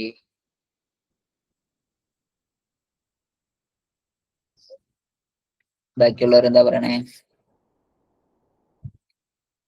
നമ്മൾ ഓൾറെഡി എല്ലാ ഫിലോസഫിക്കൽ കോൺസെപ്റ്റുകൾ എടുത്തിട്ടുണ്ട്. അപ്പൊ അതിനകത്ത് ഇത് കൃത്യമായിട്ട് പറയുന്നുണ്ട് നമ്മുടെ നോട്ട്സിൽ.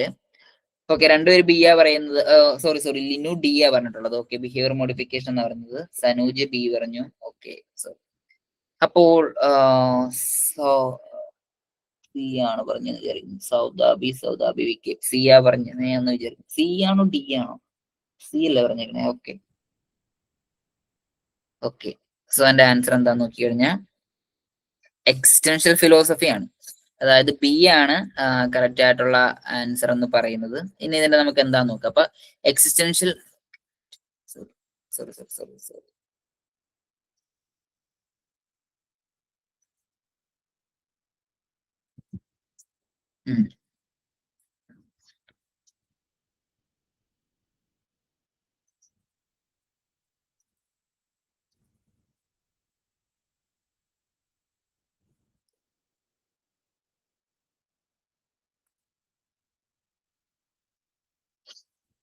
ഓക്കെ, അതായത് നമ്മൾ കണ്ടിട്ടുള്ളത് എക്സിസ്റ്റൻഷ്യൽ ഫിലോസഫിയിലാണ് അല്ലെങ്കിൽ എക്സിസ്റ്റൻഷ്യൽ ഫിലോസഫിയിലാണ് ഈ ഒരു കോൺസെപ്റ്റ് വരുന്നത്. എല്ലാ ഇൻഡിവിജ്വൽസിനും അവരുടേതായിട്ടുള്ള സെൽഫ് ഡിറക്ഷന്, സ്വന്തമായിട്ട് തീരുമാനം എടുക്കാനായിട്ട്, അതോടൊപ്പം തന്നെ അവരുടേതായിട്ടുള്ള ഗ്രോത്ത്, അവരുടേതായിട്ടുള്ള കൺസ്ട്രക്റ്റീവ് ആയിട്ടുള്ള ചേഞ്ച്, ഇതിനൊക്കെ എല്ലാ ഇൻഡിവിജ്വൽസിനും അവരുടേതായിട്ടുള്ള കപ്പാസിറ്റി ഉണ്ട് എന്ന് പറയുന്ന ഒരു ഫിലോസഫിക്കൽ കോൺസെപ്റ്റിനെയാണ് നമ്മൾ എക്സിസ്റ്റൻഷ്യൽ ഫിലോസഫി എന്ന് പറയുക. ഈ എക്സിസ്റ്റൻഷ്യൽ ഫിലോസഫി ഹ്യൂമനിസ്റ്റ് സൈക്കോളജിയുമായിട്ട് കണക്റ്റഡ് ആയിട്ടുള്ളതാണ്. അപ്പൊ ഹ്യൂമനിസ്റ്റ് സൈക്കോളജി നമുക്ക് അറിയാം, നമ്മള് കണ്ടിട്ടുള്ള കുറെ തിയറീസും നമ്മുടെ ഹ്യൂമനിസ്റ്റിക് തിയറീസും ഹ്യൂമനിസ്റ്റിക് അപ്രോച്ച് ഒക്കെ തന്നെ നമ്മൾ പഠിക്കുന്നുള്ളതാണ്. പിന്നെ അത് പറയുന്നത് മേജർ ആയിട്ട് അവർ പറയുന്നത് എന്താന്ന് വെച്ച് കഴിഞ്ഞാൽ, എക്സിസ്റ്റൻഷ്യൽ ഫിലോസഫി എന്ന് പറയുമ്പോഴത്തേക്കും it emphasise personal freedom, responsibility and the capacity of self determination. ഇപ്പൊ നമ്മൾ കേസ് വർക്ക് ഒക്കെ ചെയ്യുമ്പോഴത്തേക്കും നമ്മൾ പറയാറുണ്ടല്ലോ ക്ലയന്റിന്റെ ഓട്ടോണോമി എന്ന് നമ്മൾ പറയാറുണ്ട്. അതായത് ക്ലയന്റിന്റെ സെൽഫ് ഡിറ്റർമിനേഷൻ, അവന്റേതായിട്ടുള്ള കാര്യത്തിന് ഒരു തീരുമാനം എടുക്കാനുള്ള ഒരു കപ്പാസിറ്റി അല്ലെങ്കിൽ അതിനുള്ള ഫ്രീഡം. അപ്പൊ ഒരു പേഴ്സണൽ ഫ്രീഡം, ഒരു റെസ്പോൺസിബിലിറ്റി, ഒരു സെൽഫ് ഡിറ്റർമിനേഷന്റെ കപ്പാസിറ്റി, ഇങ്ങനെയുള്ള കാര്യങ്ങൾക്കൊക്കെ തന്നെ ഒരു സ്ട്രൈക്ക് കൊടുക്കുന്ന അല്ലെങ്കിൽ ഇങ്ങനെയുള്ള കാര്യങ്ങൾക്കൊക്കെ തന്നെ ഇമ്പോർട്ടൻസ് കൊടുക്കുന്ന തരത്തിലുള്ള ഒരു ഫിലോസഫിക്കൽ അപ്രോച്ച് ആണ് അല്ലെങ്കിൽ ഒരു ഫിലോസഫിക്കൽ കോൺസെപ്റ്റിനാണ് നമ്മൾ എക്സിസ്റ്റൻഷ്യൽ ഫിലോസഫി എന്ന് പറയുക. അപ്പൊ ഒരു വ്യക്തിയുടെ ഒരു സെൽഫ് ഡയറക്ഷൻ കപ്പാസിറ്റിക്കും ഒരു ഇൻഡിവിജ്വലിന്റെ ഒരു എന്താ പറയുക ഒരു ഒരു കപ്പാസിറ്റി, അവരുടെ ഒരു സെൽഫ് ഡിറക്ഷൻസ്, ഒരു പൊട്ടൻഷ്യൽ, ഇതിനൊക്കെ തന്നെ ഇമ്പോർട്ടൻസ് കൊടുക്കുന്ന ഒരു സോഷ്യൽ വർക്കിന്റെ ഒരു ഫിലോസഫിക്കൽ കോൺസെപ്റ്റിനാണ് നമ്മൾ എക്സിസ്റ്റൻഷ്യൽ ഫിലോസഫി എന്ന് പറയുന്നത്. ഓക്കെ, പിന്നെ നമുക്ക് നെക്സ്റ്റ് ക്വസ്റ്റ്യൻസ് എന്താന്ന് നോക്കി കഴിഞ്ഞാൽ, which philosophical assumption underline the belief in human dignity within social work practice? ഇതൊരു സിമ്പിൾ ആയിട്ടുള്ള ഒരു ക്വസ്റ്റ്യൻ ആണ്, നമുക്ക് പറയാവുന്നതാണ്. അതായത് ഒരു ഹ്യൂമൻ ഡിഗ്നിറ്റിക്കും സോഷ്യൽ വർക്ക് പ്രാക്ടീസിൽ ഹ്യൂമൻ ഡിഗ്നിറ്റിക്ക് ഇമ്പോർട്ടൻസ് കൊടുക്കുന്ന ഒരു ഫിലോസഫിക്കൽ കോൺസെപ്റ്റ് അല്ലെങ്കിൽ ഫിലോസഫിക്കൽ അസംഷൻ ഏതാണെന്നാണ് ക്വസ്റ്റ്യൻ. ഡിറ്റർമിനിസം ആണോ, ഹ്യൂമനിസം ആണോ, പോസിറ്റിവിസം ആണോ, സ്ട്രക്ചറലിസം ആണോ? നമുക്ക് ആൻസർ ചെയ്യാം.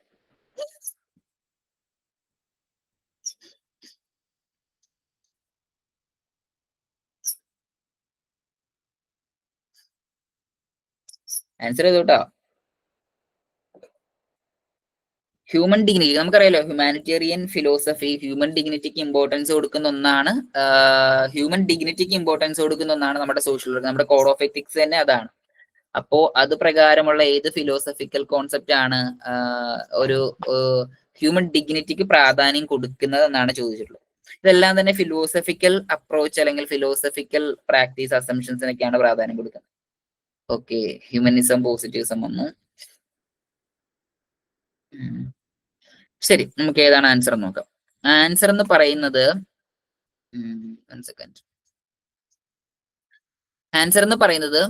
ഹ്യൂമനിസം ആണ്. അതായത് the belief in human dignity in the inherent worth of every individual is rooted in the philosophy humanism.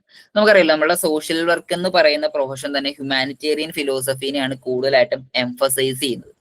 Humanitarian ഫിലോസഫിയും ഹ്യൂമനിസത്തിന് വളരെ വലിയ പ്രാധാന്യം കൊടുക്കുന്നതാണ്. അപ്പൊ ഇതിനകത്ത് എന്തൊക്കെ എംഫസൈസ് ചെയ്യുന്നതെന്ന് വെച്ച് കഴിഞ്ഞാൽ, നമ്മൾ നേരത്തെ കണ്ടിട്ടുള്ള ഒരു കോൺസെപ്റ്റ് തന്നെയാണ്. അതായത് every person possess instinctive value, potential and capacity for growth and change. അതായത് എല്ലാ വ്യക്തിക്കും അവരുടെ ഒരു സോഷ്യൽ പ്രോബ്ലത്തിനെ ആയിക്കോട്ടെ, അല്ലെങ്കിൽ അവരുടെ ഉള്ളിൽ തന്നെ അവർക്ക് വളരാനും അല്ലെങ്കിൽ ചേഞ്ച്, മാറ്റം കൊണ്ടുവരാനും പറ്റുന്ന രീതിയിലുള്ള ഇൻസ്റ്റിങ്ക്റ്റ് ആയിട്ടുള്ള വാല്യൂസ് ഉണ്ട്, അല്ലെങ്കിൽ പൊട്ടൻഷ്യൽ ഉണ്ട്, കപ്പാസിറ്റി ഉണ്ടെന്നാണ് പറയുന്നത്. അതോടൊപ്പം എന്ന് പറയുന്നത് it form the moral and ethical foundation of social work. അപ്പൊ ഈ ഹ്യൂമനിസ്റ്റിക് ഫിലോസഫി അല്ലെങ്കിൽ ഹ്യൂമനിസം എന്ന് പറയുന്നതാണ് നമ്മുടെ സോഷ്യൽ വർക്കിന്റെ ഒരു എത്തിക്കൽ ഫൗണ്ടേഷൻ അല്ലെങ്കിൽ ഒരു മൊറാലിറ്റി, ഒരു മോറൽ ഫൗണ്ടേഷൻ എന്ന് പറയുന്നത്. ഈ ഒരു മോറൽ ഫൗണ്ടേഷൻ അല്ലെങ്കിൽ ഹ്യൂമനിസത്തിനെ ഫോക്കസ് ചെയ്തിട്ടാണ് നമ്മൾ എന്ത് ചെയ്യുക, ക്ലയൻസിനോട് റെസ്പെക്ട്, എമ്പതി, ഇക്വാലിറ്റി, നമ്മൾ പഠിക്കാറുള്ള പ്രിൻസിപ്പിൾസ് ഒക്കെ തന്നെ, അക്സെപ്റ്റൻസ്, ഇങ്ങനെയുള്ള കാര്യങ്ങളൊക്കെ തന്നെ നമ്മൾ ഫോളോ അപ്പ് ചെയ്യുന്നതും ഇങ്ങനെയുള്ള കാര്യങ്ങൾക്ക് തന്നെ നമ്മൾ കൂടുതൽ പ്രാധാന്യം കൊടുക്കുന്നതും ഈ ഹ്യൂമനിസം എന്നൊരു കോൺസെപ്റ്റിന് ഫിലോസഫിക്കൽ അപ്രോച്ചിനെ വെച്ചിട്ടാണ്. അപ്പൊ അതിന്റെ ആൻസർ എന്ന് പറയുന്നത് ഹ്യൂമനിസം ആണ്. അടുത്തൊരു ക്വസ്റ്റ്യൻ എന്ന് പറയുന്നത് social works believe that scientific method can solve human and social problem. It's based on which philosophical concept. അതായത് നമ്മുടെ സോഷ്യൽ വർക്കേഴ്സിന്റെ വിഷയം, അതായത് നമ്മളുടെ സോഷ്യൽ വർക്കിന്റെ സയന്റിഫിക് മെത്തേഡ്സിന് ഇൻഡിവിജ്വൽസിന്റെ അല്ലെങ്കിൽ വ്യക്തികളുടെ, ക്ലയന്റിന്റെ ഒക്കെ തന്നെ അവരുടെ പേഴ്സണൽ പ്രോബ്ലത്തിനെയും അവരുടെ സോഷ്യൽ പ്രോബ്ലത്തിനെയൊക്കെ തന്നെ സോൾവ് ചെയ്യാനുള്ള കപ്പാസിറ്റി ഉണ്ട് എന്ന് വിശ്വസിക്കുന്ന ഒരു ഫിലോസഫിക്കൽ കോൺസെപ്റ്റ് ഏതാണെന്നാണ് ഈ ഒരു ക്വസ്റ്റ്യൻ. നമ്മുടെ സോഷ്യൽ വർക്ക് ഒരു സയന്റിഫിക് മെത്തേഡ് ആണ് എന്ന് സ്ഥാപിക്കുന്ന ഒരു ഫിലോസഫിക്കൽ കോൺസെപ്റ്റ് ഏതാണ് എന്നത് എങ്ങനെ ഒരു അർത്ഥം കൂടി ഒരു ക്വസ്റ്റ്യൻ ഉണ്ട്. രാഷണൽ എംപിരിസം ആണോ, ഡോഗ്മാറ്റിസം ആണോ, ട്രാൻസെൻഡലിസം ആണോ, ഐഡിയലിസം ആണോ, ഏതാണെന്നാണ് ആൻസർ.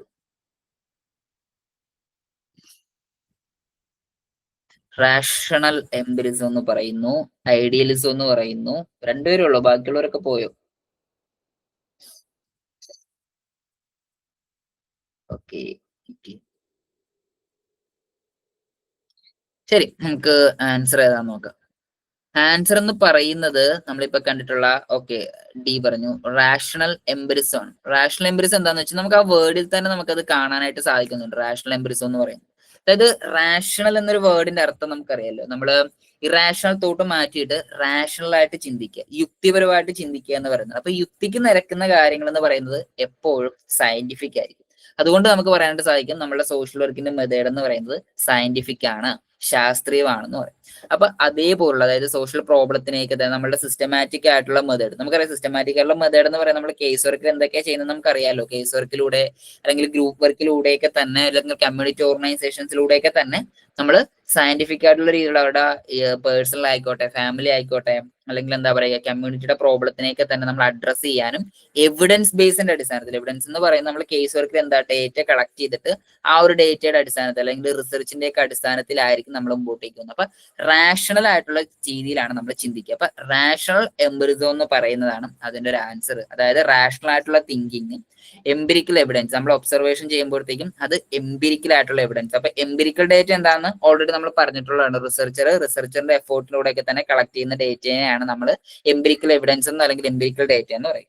അപ്പൊ അത് സയന്റിഫിക് ആണ്, ശാസ്ത്രീയമാണ്. അപ്പൊ ആ ശാസ്ത്രീയ രീതിയിലൂടെ ഒരു പ്രോബ്ലത്തിന് അഡ്രസ് ചെയ്യാൻ പറ്റുന്ന, അല്ലെങ്കിൽ അങ്ങനെയൊക്കെ തന്നെ നമുക്ക് സോൾവ് ചെയ്യാൻ പറ്റുന്ന ഒരു മെത്തേഡിനെയാണ് നമ്മൾ റാഷണൽ എംപിരിസം എന്ന് പറയുന്നത്. അപ്പൊ അത് ക്ലിയർ ആയിട്ടുണ്ടെന്ന് വിശ്വസിക്കും. പിന്നെ അടുത്തൊരു ക്വസ്റ്റ്യൻ ആയിട്ട് നമുക്ക് നോക്കേണ്ടത്, which philosophical assumption best explain social work emphasise on intervention and change.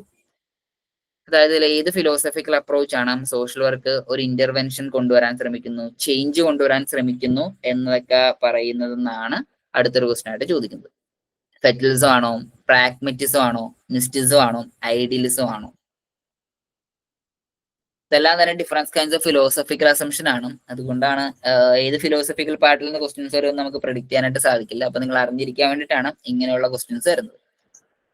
അതായത് സോഷ്യൽ വർക്കിലൂടെ അല്ലെങ്കിൽ എന്താ പറയുക, സോഷ്യൽ വർക്ക് ഇന്റർവെൻഷൻസ് കൊണ്ടുവരുന്നു, ചേഞ്ച് കൊണ്ടുവരുന്നു, അതിൽ കേപ്പബിൾ ആയിട്ടുള്ള ഒരു പ്രൊഫഷൻ ആണ് എന്ന് സ്ഥാപിക്കുന്ന ഫിലോസഫിക്കൽ അസംഷൻ ഏതാണെന്നാണ് ക്വസ്റ്റ്യൻ. ഓക്കെ, നമുക്ക് റിപ്ലൈ ഇടാൻ വന്നിട്ടില്ല, നമുക്ക് നേരെ ആൻസറിലോട്ട് പോവാം. ആൻസർ എന്ന് പറയുന്നത് പ്രാഗ്മറ്റിസം ആണ്. അതായത് പ്രാഗ്മറ്റിസം എന്ന് പറയുന്നത് philosophical assumption that best explain social work emphasis interventions and change എന്ന് പറയുന്നത് പ്രാഗ്മറ്റിസം ആണ്. പ്രാഗ്മറ്റിസം എന്താന്ന് വെച്ച് കഴിഞ്ഞാൽ അത് പ്രാക്ടിക്കൽ ആക്ഷൻ ആണ്. അതായത് പ്രോബ്ലം നമുക്കറിയാലോ, നമ്മൾ പ്രാക്ടിക്കൽ ആയിട്ട് സോഷ്യൽ വർക്ക് എന്ന് പറയുന്നത് തിയറിറ്റിക്കലും അതോടൊപ്പം തന്നെ പ്രാക്ടിക്കലും ആയിട്ടുള്ള ഒരു പ്രൊഫഷനാണ്. അപ്പൊ ഏതൊരു പ്രൊഫഷനാണോ പ്രാക്ടിക്കലായിട്ട് നമുക്ക് ഒരു സൊല്യൂഷൻ അല്ലെങ്കിൽ ഏതെങ്കിലും ഒരു പ്രോബ്ലത്തിന്റെ ഒരു സൊല്യൂഷൻ ആയിട്ട് നമുക്ക് അപ്ലൈ ചെയ്യാനായിട്ട് സാധിക്കുന്നത്, അങ്ങനെയുള്ള ഒരു പ്രൊഫഷൻ നമുക്ക് പ്രാഗ്മറ്റിസം ഫിലോസഫിയിൽ എന്ന് പറയും. അപ്പൊ പ്രാഗ്മറ്റിസം ആണ്. ഇതിനകത്ത് എന്താ പറയുക, which knowledge as valuable when capable improve the real life situation which align perfectly with social goal bring about positive change individual group and community. അതായത് അറിവ് എന്ന് പറയുന്നത് വാല്യൂബിൾ ആയിട്ടുള്ള ഒന്നാണ്. ആ അറിവ് നമ്മൾ പ്രാക്ടിക്കലായിട്ട് ഏതെങ്കിലും ഒരു റിയൽ ലൈഫ് സിറ്റുവേഷൻ സോൾവ് ചെയ്യാനോ അല്ലെങ്കിൽ ഏതെങ്കിലും ഒരു സിറ്റുവേഷൻസിനെ ഇംപ്രൂവ് ചെയ്യാനോ ആ അറിവിനെ നമുക്ക് ഉപയോഗിക്കാൻ സാധിക്കുന്നു എങ്കിൽ മാത്രമേ ആ അറിവ് കൊണ്ട് ഉപയോഗമുള്ളൂ, അല്ലെങ്കിൽ ആ അറിവ് കൊണ്ട് നമുക്ക് ഒരു യൂസ്ഫുൾ ആകുന്നു എന്ന് പറയാനായിട്ട് സാധിക്കത്തുള്ളൂ. അപ്പൊ ആ ഒരു ആസ്പെക്റ്റിലോട്ട് നോക്കുമ്പോൾ പ്രാഗ്മറ്റിസം ആണ്. ഓർത്തു വെക്കുക, പ്രാഗ്മറ്റിസം ആണ് സോഷ്യൽ വർക്കിൽ നമുക്ക് ഒരു സോഷ്യൽ പ്രോബ്ലം സോൾവ് ചെയ്യാനായിട്ട് നമുക്ക് ഡയറക്റ്റ് ആയിട്ട് അപ്ലൈ ചെയ്യാൻ പറ്റുന്ന ഒരു മെത്തേഡ് ആണ് സോഷ്യൽ വർക്ക് എന്ന് നമുക്ക് പറയാനായിട്ട് സാധിക്കുന്നത്. അപ്പൊ പ്രാഗ്മറ്റിസം ആണ് ഒരു ഫിലോസഫിക്കൽ ഫൗണ്ടേഷൻ. അടുത്തൊരു ക്വസ്റ്റ്യൻ എന്ന് പറയുന്നത്, the idea that social work must promote both individual and social development simultaneously reflect. അതായത് സോഷ്യൽ വർക്ക് എന്ന് പറയുന്നത് ഇൻഡിവിജ്വലിനും അതോടൊപ്പം തന്നെ ഒരേ സമയത്ത് വ്യക്തികൾക്കും സമൂഹത്തിനും മാറ്റം കൊണ്ടുവരാനായിട്ട് സാധിക്കുന്ന ഒന്നാണ്, അല്ലെങ്കിൽ ചേഞ്ച് പ്രൊമോട്ട് ചെയ്യുന്ന ഒരു പ്രൊഫഷൻ ആണ് എന്ന് എക്സ്പ്ലെയിൻ ചെയ്യുന്ന ഫിലോസഫി ഏതാണ് എന്നാണ് ക്വസ്റ്റ്യൻ.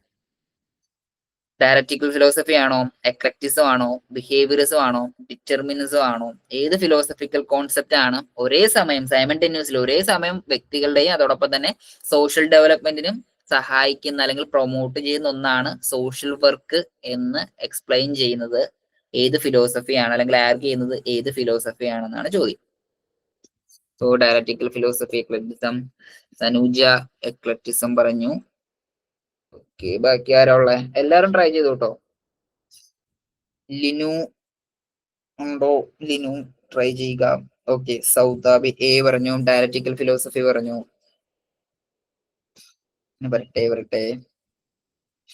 ശരി, നമുക്ക് ആൻസർ നോക്കാം. ആൻസർ എന്ന് പറയുന്നത് ഓക്കെ, ലിനു എ പറഞ്ഞു. ഡയലക്റ്റിക്കൽ ഫിലോസഫി ആണ് നമ്മളുടെ ആൻസർ എന്ന് പറയുന്നത്. ഒന്നാമത്തെയാണ്, അതായത് ഐഡിയ ദാറ്റ് പ്രൊമോട്ട് ഇൻഡിവിജ്വൽ, അതായത് ഒരേ സമയത്ത് ഇൻഡിവിജ്വൽസിന്റെയും അതോടൊപ്പം തന്നെ സൊസൈറ്റിക്കും കാര്യമായിട്ടുള്ള മാറ്റം കൊണ്ടുവരാൻ സാധിക്കുന്ന ഒരു പ്രൊഫഷൻ ആണ് സോഷ്യൽ വർക്ക് എന്ന് പറയുന്ന ഒരു ഫിലോസഫിക്കൽ കോൺസെപ്റ്റ് ഡയലക്റ്റിക്കൽ ഫിലോസഫിയാണ്. ഡയലക്റ്റിക്കൽ ഫിലോസഫിയിലോട്ട് നമ്മൾ വരുമ്പോഴത്തേക്കും ഇവരുടെ ഒരു കോൺസെപ്റ്റ് എന്താണെന്ന് വെച്ച് കഴിഞ്ഞാൽ ഒരു ഇന്റർ ഡിപ്പെൻഡൻസിനെയും ഒരു ഡൈനാമിക് ഇന്ററാക്ഷൻസിനെയും അവർ എടുത്ത് കാണിക്കുന്നുണ്ട്. അതായത് ഇൻഡിവിജ്വൽ സൊസൈറ്റി, ഇവർ രണ്ടുപേരും ഇൻഡിവിജ്വലും സൊസൈറ്റിയും പരസ്പര പൂരകങ്ങളാണ്, അല്ലെങ്കിൽ എന്താ പറയുക പരസ്പരം കണക്റ്റഡ് ആണ്, അവർ ഇന്റർ ഡിപ്പെൻഡന്റ് ആണ്. അപ്പൊ ഈ ഇന്റർ ഡിപ്പെൻഡന്റ് പരസ്പരം അവർ അങ്ങോട്ടും ഇങ്ങോട്ടും ഒരു ഡൈനാമിക് ആയിട്ടുള്ള ഇന്ററാക്ഷൻ നടത്തുന്നത് വഴി അവിടെ എന്ത് സംഭവിക്കുന്നുണ്ട്, ഒരു ഫോഴ്സ് ഉണ്ടാവുന്നു. ആ ഫോഴ്സ് വഴി അങ്ങോട്ടും ഇങ്ങോട്ടും മാറ്റങ്ങൾ ഉണ്ടാകുന്നു എന്നാണ് പറയുന്നത്. അതായത് ഒരു ഇൻഡിവിജ്വലും ഒരു സൊസൈറ്റിയും തമ്മിൽ പരസ്പര ഇന്ററാക്ഷൻ നടക്കുന്നത് വഴി രണ്ടുപേരിലും ഒരേ സമയം മാറ്റങ്ങൾ ഉണ്ടാകുന്നു. അപ്പൊ നമുക്കറിയാം ഈ ഒരേ സമയം മാറ്റങ്ങൾ ഉണ്ടാകുമ്പോൾ ഇൻഡിവിജ്വൽസിനെയും വ്യക്തികളെയും സ്വാധീനിക്കാൻ പറ്റുന്ന തരത്തിലുള്ള ഒരു പ്രൊഫഷനാണ് സോഷ്യൽ വർക്ക് എന്ന് പറയുന്നത്. അപ്പൊ അതാണ് ഡയലക്റ്റിക്കൽ ഫിലോസഫി പറഞ്ഞു വെക്കുന്ന ഒരു കോൺസെപ്റ്റ് എന്ന് പറയുന്നത്. ഓക്കെ, അപ്പൊ ഒരേ സമയം സോഷ്യൽ വർക്ക് എന്ന് പറയുന്ന പ്രൊഫഷൻ വ്യക്തികളിലും ഇൻഡിവിജ്വലിലും മാറ്റം ഉണ്ടാക്കാൻ കേപ്പബിൾ ആണ് എന്ന് സ്ഥാപിക്കുന്ന ഒരു പ്രൊഫഷനെയാണ്, അല്ലെങ്കിൽ അങ്ങനെ ഒരു ഫിലോസഫി കോൺസെപ്റ്റിനാണ് നമ്മൾ ഡയലക്റ്റിക്കൽ ഫിലോസഫി എന്ന് പറയുക. ഇനി നമുക്ക് അടുത്തൊരു ആക്ട് നോക്കാം. അപ്പൊ നമുക്ക് നോക്കിയാണ് ഇനി ആ ഫിലോസഫിക്കൽ കോൺസെപ്റ്റ് ഇമ്പോർട്ടന്റ് ആയിട്ടുള്ള കുറെ നമ്മൾ കവർ ചെയ്തു. ഇനി ഇങ്ങോട്ടേക്ക് വരുമ്പോഴത്തേക്കും the religious and charitable endowment act in India promoted social service mainly by, അതായത് 1920 വന്നിട്ടുള്ള ഒരു ഇമ്പോർട്ടന്റ് ആയിട്ടുള്ള ഒരു ആക്ട് ആയിരുന്നു religious and charitable endowment act എന്ന് പറയുന്നത്. ഈ ആക്ട് മെയിൻ ആയിട്ടും എന്താണ് ഫോക്കസ് ചെയ്തിരുന്നത്, അല്ലെങ്കിൽ എന്തിനു വേണ്ടിയിട്ടാണ് ഇങ്ങനെ ഒരു ആക്ട് കൊണ്ടുവന്നതെന്നാണ് ക്വസ്റ്റ്യൻ. ഇപ്പൊ ആക്ട് നമുക്കറിയാലോ, കോൺസ്റ്റിറ്റ്യൂഷൻ ഇത്തവണ നമുക്ക് ഡയറക്റ്റ് ആയിട്ട് നമുക്ക് പറഞ്ഞിട്ടില്ല. പക്ഷേ കോൺസ്റ്റിറ്റ്യൂഷൻ ഇല്ല എന്നുണ്ടെങ്കിലും ഒരുപാട് ആക്ടുകൾ സോഷ്യൽ വെൽഫെയറും സോഷ്യൽ സ്കീംസ് ഒക്കെ ആയിട്ട് നമുക്ക് പഠിക്കാനായിട്ടുണ്ട്, താനും. അപ്പോ അത് പ്രകാരമുള്ള ഒരു ആക്ട് ആണ്. അപ്പൊ ഈ ആക്ടിന്റെ വർഷം ഓർത്ത് നോക്കുക. ഇത് എല്ലാ നെറ്റ് എക്സാമിനൊക്കെ സ്ഥിരം ചോദിച്ചുകൊണ്ടിരിക്കുന്ന ഒരു ആക്ട് ആണ്. അപ്പൊ നിങ്ങൾ കേട്ടിട്ടുണ്ടാവും. അപ്പൊ ഈ ഒരു ആക്ടിന്റെ മെയിൻ ആയിട്ടുള്ള ലക്ഷ്യം എന്തായിരുന്നു എന്നുള്ളതാണ് ക്വസ്റ്റ്യൻ. അപ്പൊ അതൊന്ന് റിപ്ലൈ ചെയ്തേ. ഓക്കെ, നിങ്ങളൊന്ന് റിപ്ലൈ ചെയ്യാൻ നോക്കൂ. എന്തിനു വേണ്ടിയിട്ടാണ് ഇങ്ങനെ ഒരു ആക്ട് വന്നിരുന്നത്, ഇന്ത്യയിൽ എന്തിനു വേണ്ടിയിട്ടാണ് 1920 ഇങ്ങനെ ഒരു ആക്ട് കൊണ്ടുവന്നതെന്നാണ് ചോദ്യം. 4 ഓപ്ഷൻ ഉള്ളത്. റെഗുലേറ്റിംഗ് ചാരിറ്റി ഓർഗനൈസേഷൻസിനെ റെഗുലേറ്റ് ചെയ്യുക, റിലീജിയസ് എൻഡോഴ്സ്മെന്റ് അബോളിഷ് ചെയ്യുക, അതായത് വെൽഫെയർ സ്റ്റേറ്റ് എന്നൊരു കോൺസെപ്റ്റിന് വേണ്ടിയിട്ട് ചാരിറ്റി എന്നൊരു കോൺസെപ്റ്റിനെ റീപ്ലേസ് ചെയ്യുക, പിന്നെ വോളണ്ടറി ആക്ടിവിറ്റീസിനെയൊക്കെ തന്നെ റെസ്ട്രിക്ട് ചെയ്യുക. ഓക്കെ, ലിനു ബി പറഞ്ഞു. അടുത്താരാ? സൗദാബി, തനൂജ. നിങ്ങളൊന്ന് ആൻസർ ചെയ്യോട്ടോ. കാര്യം നമുക്കറിയാലോ, തെറ്റിപ്പോട്ടെ, തെറ്റിയാലല്ലേ നമുക്ക് പഠിക്കാൻ പറ്റൂ, തെറ്റിക്കഴിഞ്ഞാൽ നമുക്ക് ഓർത്തിരിക്കാനും പറ്റും. ധൈര്യമായിട്ട് ആൻസർ ചെയ്തു.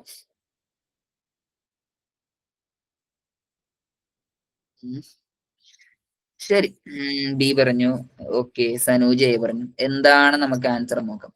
ആൻസർ എന്ന് പറയുന്നത് സോറി, മെയിൻ ആയിട്ടും നമുക്ക് റെഗുലേറ്റ് ചെയ്യുന്നതിന് വേണ്ടിയിട്ടായിരുന്നു. അതായത് religious and charitable endowment act India was enacted to regulate the management and administration of religious and charitable institutions. അതായത് ഒരുപാട് ചാരിറ്റബിൾ ഇൻസ്റ്റിറ്റ്യൂഷൻസ് ആ ഒരു ടൈമിൽ ഉണ്ടായിരുന്നു. നമുക്കറിയാലോ, റിലീജിയസ് ചാരിറ്റി എന്ന് പറയുമ്പോഴത്തേക്കും എസ്പെഷ്യലി ചർച്ച് ഉണ്ട്, ടെമ്പിൾസ് ഉണ്ട്, മോസ്ക് ഉണ്ട്, അങ്ങനെ പലതരത്തിലുള്ള ഇതുണ്ട്. അപ്പൊ അവരൊക്കെ തന്നെ അവരുടെ ഒരു അക്കൗണ്ടബിലിറ്റിയൊക്കെ തന്നെ പ്യൂർ ആയിട്ടായിരുന്നു മാനേജ് ചെയ്തുകൊണ്ടിരുന്നത്. അപ്പൊ അങ്ങനെയുള്ള ഒരു സമയത്ത് നമുക്ക് ഇതിനെയൊക്കെ തന്നെ ഈ ഒരു അഡ്മിനിസ്ട്രേറ്റീവ് സിസ്റ്റം, റിലീജിയസിന്റെ അതോടൊപ്പം തന്നെ ചാരിറ്റബിൾ ഇൻസ്റ്റിറ്റ്യൂഷൻസിനെയൊക്കെ തന്നെ നല്ല രീതിയിൽ റെഗുലേറ്റ് ചെയ്യുക, നല്ലൊരു അഡ്മിനിസ്ട്രേഷൻസിനെയൊക്കെ തന്നെ മാനേജ് ചെയ്യുക എന്ന ലക്ഷ്യത്തോടു കൂടിയിട്ടായിരുന്നു religious and charitable endowment act വന്നിട്ടുണ്ടായിരുന്നു. മെയിൻ ആയിട്ടുള്ള ലക്ഷ്യം എന്താണെന്ന് വെച്ച് കഴിഞ്ഞാൽ ഇപ്പൊ ഫണ്ടൊക്കെ തന്നെ കിട്ടുന്ന ഫണ്ട് ഇപ്പൊ ഒരു ചാരിറ്റിയുടെ പേരിൽ ഇപ്പൊ നമുക്കറിയാം പുറത്തുനിന്ന് ഒരുപാട് ഫണ്ട് റിലീജിയസ് ഇൻസ്റ്റിറ്റ്യൂഷൻസ് വരാറുണ്ട്. അപ്പൊ അങ്ങനെയുള്ള വരുന്ന ഫണ്ടൊക്കെ തന്നെ വകമാറ്റി ചെലവഴിക്കുന്നില്ല, പ്രോപ്പർ ആയിട്ട് അവരുടെ ഒരു ഇന്റൻഷൻസ് എന്ന് പറയുന്നത് സൊസൈറ്റിക്ക് യൂസ്ഫുൾ ആവുന്ന രീതിയിൽ പബ്ലിക് ഗുഡ് ആവുന്ന രീതിയിലൊക്കെ തന്നെ അവരത് എന്ത് ചെയ്യുന്നുണ്ട്, സ്പെൻഡ് ചെയ്യുന്നുണ്ട് എന്ന് ഉറപ്പ് വരുത്തുക. ആ ഒരു ലക്ഷ്യം വെച്ചുകൊണ്ട് വന്നിട്ടുള്ള ഒരു ആക്ട് ആയിരുന്നു നമ്മുടെ റിലീജിയസ് ചാരിറ്റബിൾ എൻഡോൺമെന്റ് ആക്ട് എന്ന് പറയുന്നത്. അപ്പൊ ഒരു റെഗുലേഷനും ചാരിറ്റബിൾ ഇൻസ്റ്റിറ്റ്യൂഷൻസിനെയൊക്കെ തന്നെ റെഗുലേറ്റ് ചെയ്യാനും മാനേജ് ചെയ്യാനും വന്നിട്ടുള്ള ഒരു ആക്ട് ആണ്. ഇനി ആക്ടിന്റെ വർഷം ഓർത്ത് നോക്കുക, ചോദിച്ചു കഴിഞ്ഞാൽ നമുക്ക് ഇത് ചെയ്യാൻ സാധിക്കുന്നത്. ഇനി അടുത്തൊരു കോൺസെപ്റ്റ് ആണ്, ഇതൊരു ഫിലോസഫിക്കൽ കോൺസെപ്റ്റ് ആണ്. The concept of service to humanity, service to God is derived from. അതായത് സിമ്പിൾ ആയിട്ട് പറഞ്ഞു കഴിഞ്ഞാൽ മാനവ സേവയാണ് മാധവ സേവ എന്നൊരു കോൺസെപ്റ്റ് പറഞ്ഞിട്ടുള്ളത് ആരാണ്? വളരെ സിമ്പിൾ ആയിട്ടുള്ള ഒരു ക്വസ്റ്റ്യൻ ആണ്, നമ്മൾ ഒരുപാട് കേട്ടിട്ടുള്ളതാണ്. ഇന്ത്യൻ കോൺസെപ്റ്റില് വളരെ ഇമ്പോർട്ടന്റ് ആയിട്ടുള്ള ഒരു ഒന്നാണ് മാനവ സേവയാണ് മാധവ സേവ. അതായത് മനുഷ്യനെ സേവിക്കുന്നതാണ് യഥാർത്ഥ ദൈവത്തിനെ സേവിക്കലെന്നാണ് പറയുന്നത്, അതിന്റെ ഒരു അർത്ഥം എന്ന് പറയുന്നത്. അത് ആരാണ് പറഞ്ഞിട്ടുള്ളത്, അല്ലെങ്കിൽ ഏത് ഫിലോസഫിക്കൽ തോട്ടാണെന്നാണ് ചോദ്യം. ഓക്കെ, സനൂജ ഗാന്ധിയൻ ഫിലോസഫി എന്ന് പറഞ്ഞു.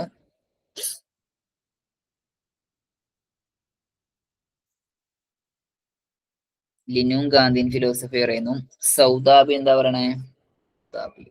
പേര് കറക്റ്റ് ആയിട്ട് എനിക്ക് പ്രൊണൗൺസ് ചെയ്യുന്നത് കറക്റ്റ് ആണെന്ന് അറിയില്ല. സൗദാബി, ഓക്കെ.